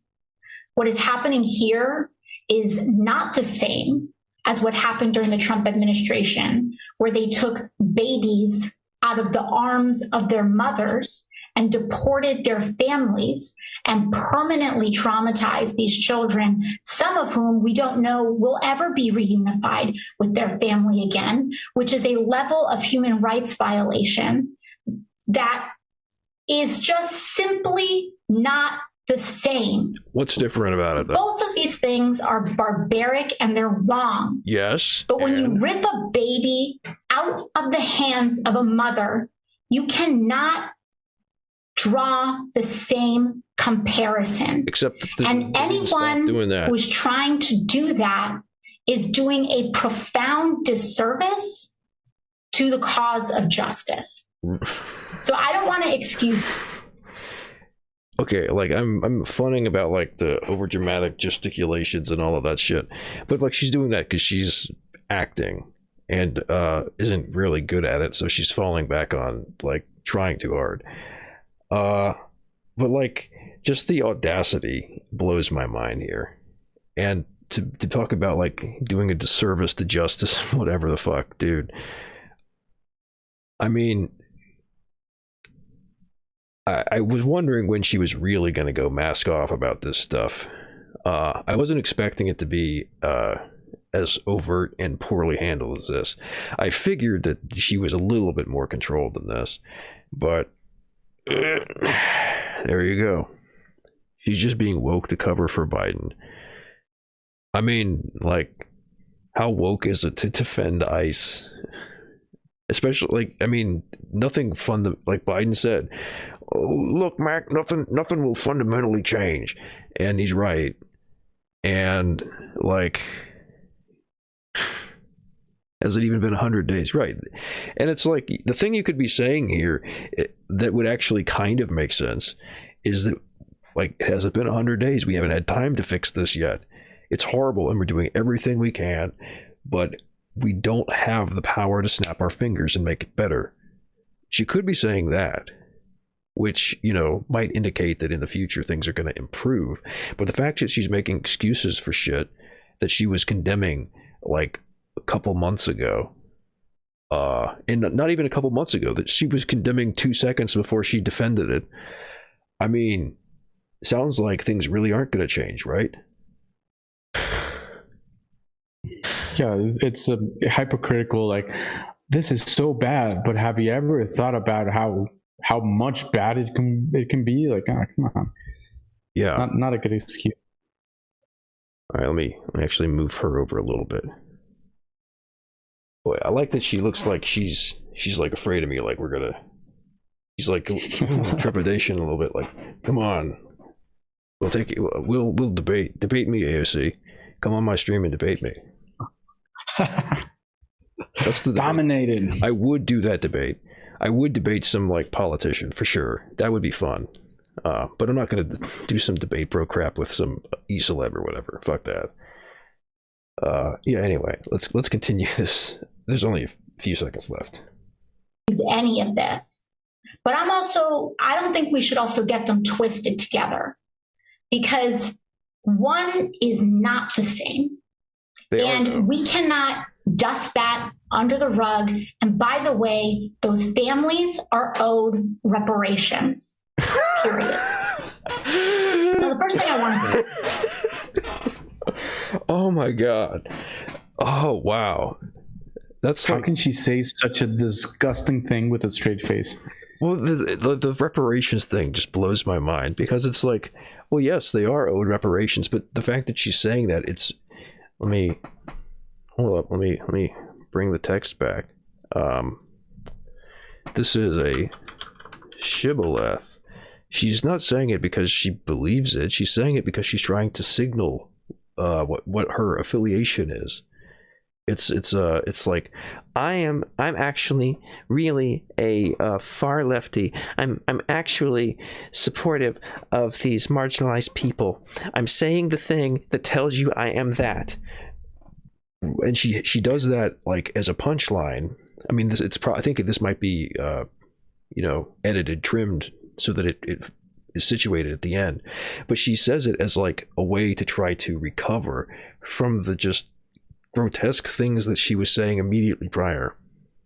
And it's like if you so transparent. Yeah, if you put them together, like she's basically saying like, what we need to set up is all these people we're mistreating and putting in concentration camps, we should pay them to be slaves or prisoners or whatever. Yeah, if you take it to its I mean, like, not that you should necessarily. I mean, you could do a reductio argumentum ad absurdum with it, but like, yeah, if you put it to its logical conclusion, what she's saying is like, let's continue operating the concentration camps as long as we're paying people to make up for the bad experience. Like, that's basically the argument she's making. It's wild. Yeah, like let's make them humane. Let's pay people who get put in concentration camps. It's like, what is wrong with you? Yeah, it's thank you for the link. That was very enlightening. All right. But she plays Among Us, guys. Come on. Don't be so harsh. Oh, you know what would be awesome? What would be great is if I somehow wormed my way enough into that milieu so that I could get on the Among Us stream with AOC just to rip her a new asshole over this shit. I would love to do that. I could die happy if I did that shit. Oh, man. You know, like, I think like Among Us is such an appropriate game to I know, like, right? All of us, like it makes sense to like associate AOC with that game. It's just perfect. I know, right? And what was even more hilarious and poetic was that the first round, she was the imposter. I watched it when it happened, and she was the imposter the first time. It was just like, I mean, I'm not religious, but damn, that was like a sign. Yeah. I didn't watch it, but I must expect from other behavior that even when she was not an imposter, she was carrying water for the imposters. Oh yeah. It was actually funny because there was like at least one round where she and Ilhan Omar, or that was like a later one or something, were both imposters at the same time, and they were like, it was really weird to see them like lie about it. And what was really funny about like AOC being the imposter was like the links that the other streamers were going to like defend her and give her the benefit of the doubt. It was because like the thing is that she like did a shitty job, and they were kind of like suspecting her, but they're like, nah, she can't really, could she? Nah. And they were like making excuses for her, and it was like, I would recommend watching at least that first round because it's just so weird. It's like it's genuinely like a grim parody of reality. It's so gross. Yeah, like life imitates, or video what is it? Games Art imitates life. Yeah, art imitates. I don't know. But video games imitate politics. Yeah, which is not even real life. I want these politics out of my video games. Oh man, but I do want the politicians to stop live streaming, please. Yeah. Let me continue to not get let's not get too yeah AOC sucks, but that's definitely. That's all that needs to be said, really. She's bad. Let's keep so 1,100 mine workers in Alabama are going on strike again. Alabama being center of like worker movements. Over 1,100 workers at 2 Alabama coal mines and related facilities will go on strike starting Thursday, April 1st at 10:30. United Mine Workers of America issued a strike notice against Warrior Met Coal on behalf of the workers in the company's 2 coal mines and related facilities after negotiations over the last contract failed. Really based. Ousted Democrats start pact to defend moderates in 2022. A first-term president's party historically has lost seats in Congress in the midterm elections, and the GOP just needs to flip a handful of moderate seats in 2022 to regain control. Ousted centrist Democrats believe they were defeated in 2020 by Republican challengers who distorted their records, and the unseated lawmakers need to defend their former colleagues. I mean, I could see it happening, right? Biden is not inspiring enthusiasm, so. Yeah, no, Sleepy Joe. State homeless camp catches fire early Friday where 100 people live. The state-sponsored homeless camp in southeast Austin caught fire early Friday morning. The Austin Fire Department says 4 of 11 units there suffered damage, but no one was hurt. AFD said the fire started around 4:20 a.m. Friday. They have not yet determined the cause, but the document of the area where the fire started said it was some sort of electrical fire. This is like a FEMA camp stuff that just like nightmare fuel. Yeah, just like, March hiring. Sorry. Just like, you know, it's the living standards are garbage. You know. Yeah. March hiring accelerated to 916,000, yet many jobs remain lost. America's employers unleashed a burst of hiring in March, adding 916,000 jobs in a sign that a sustained recovery from the pandemic recession is taking hold as vaccinations accelerate. Stimulus checks flow through the economy and business increasingly reopen. 55 U.S. corporate giants paid $0 in federal taxes in 2020 thanks to gaping loopholes. Yeah. Instead of paying a collective $8.5 billion in federal income taxes on last year's profit of $40.5 billion, as mandated by the statutory 21% rate, the 55 companies exploited pre-existing loopholes and pandemic-related tax breaks to reduce their tax bills to zero. Yep. With those tax breaks, it's even with the pandemic-related tax breaks, it's even worse than it usually is. Like Amazon usually doesn't pay taxes anyway, and a bunch of others too. But the pandemic's made it worse. And you combine these two stories are actually directly related through the pandemic and the impact it's had. A lot of the businesses that have closed because they couldn't afford to operate during the pandemic are not there to rehire people after people lost their jobs for the pandemic, because the jobs are just permanently gone, right? Because the businesses are gone. And meanwhile, you've got the monopolist companies are raking in huge profits because their competitors are drying up. Yeah, and I mean, a fresh new boatload of graduates are coming in. People, graduating not even college, like high school and stuff, and there's just no jobs to go into. No, shit's getting spicy, I guess.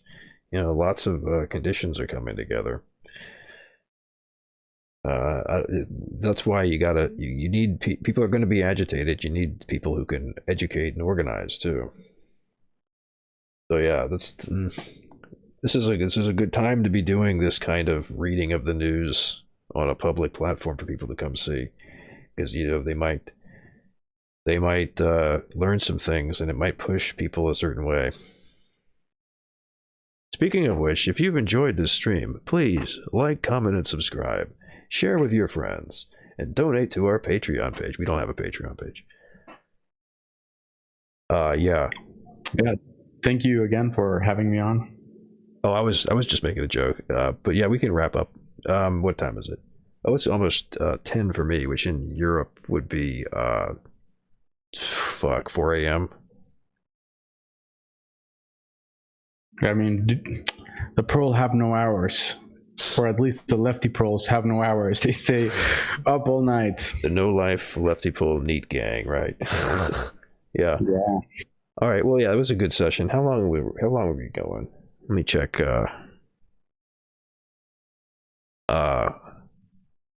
I don't know. Whatever. I don't know what to look for the thing on YouTube anyway. But yeah, good time. We got through some stuff. Oh, actually, hold on. Let me. It's too long. I don't want to summarize the op-eds. Well, I'll read the titles. Turning the Tables, and this is about. I'm not even sure because it takes them a while to get to it. The liberal contempt for Martin Luther King's final year. We know about that Martin Luther King getting radical and getting killed, and the liberals forgetting about all of that. Long live the Paris Command. Good chance to the heroes of the Paris. I guess they meant commune, or do they mean common? Yeah. So. Some other stuff there you might want to read if you're looking at the news thread. But that'll be it for today. Thanks for coming on, Eunuch, as said in the chat. I'll be back with news on Monday. I think I might pop on Saturday morning. I'll post if I do. I think we're going to keep doing this on the Movie Night channel, by the way, because the Happening channel is, right now it's full-time George Floyd, Derek Chauvin, so... that's gonna keep going on for at least like a month, probably. More likely longer than that, but yeah.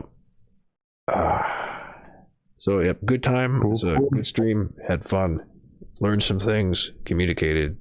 Hopefully educated and informed.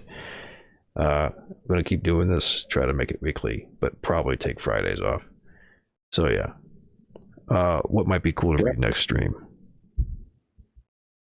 Somebody. I think one of the op-eds. So yeah, I wanted to thank you again and thank you all. Big hug to everyone. Yeah. Oh, the Paris Commune one. Okay, yeah, I'll pin that tab then. Yeah. I'll pin that tab so that I have it. Hold on. There we go. All right, good. Yep. All right, so then that's it. That'll be everything. Salute to you, NA, as well, and I'll play us out with a little jingle that I just actually released on my YouTube page. That's all, folks.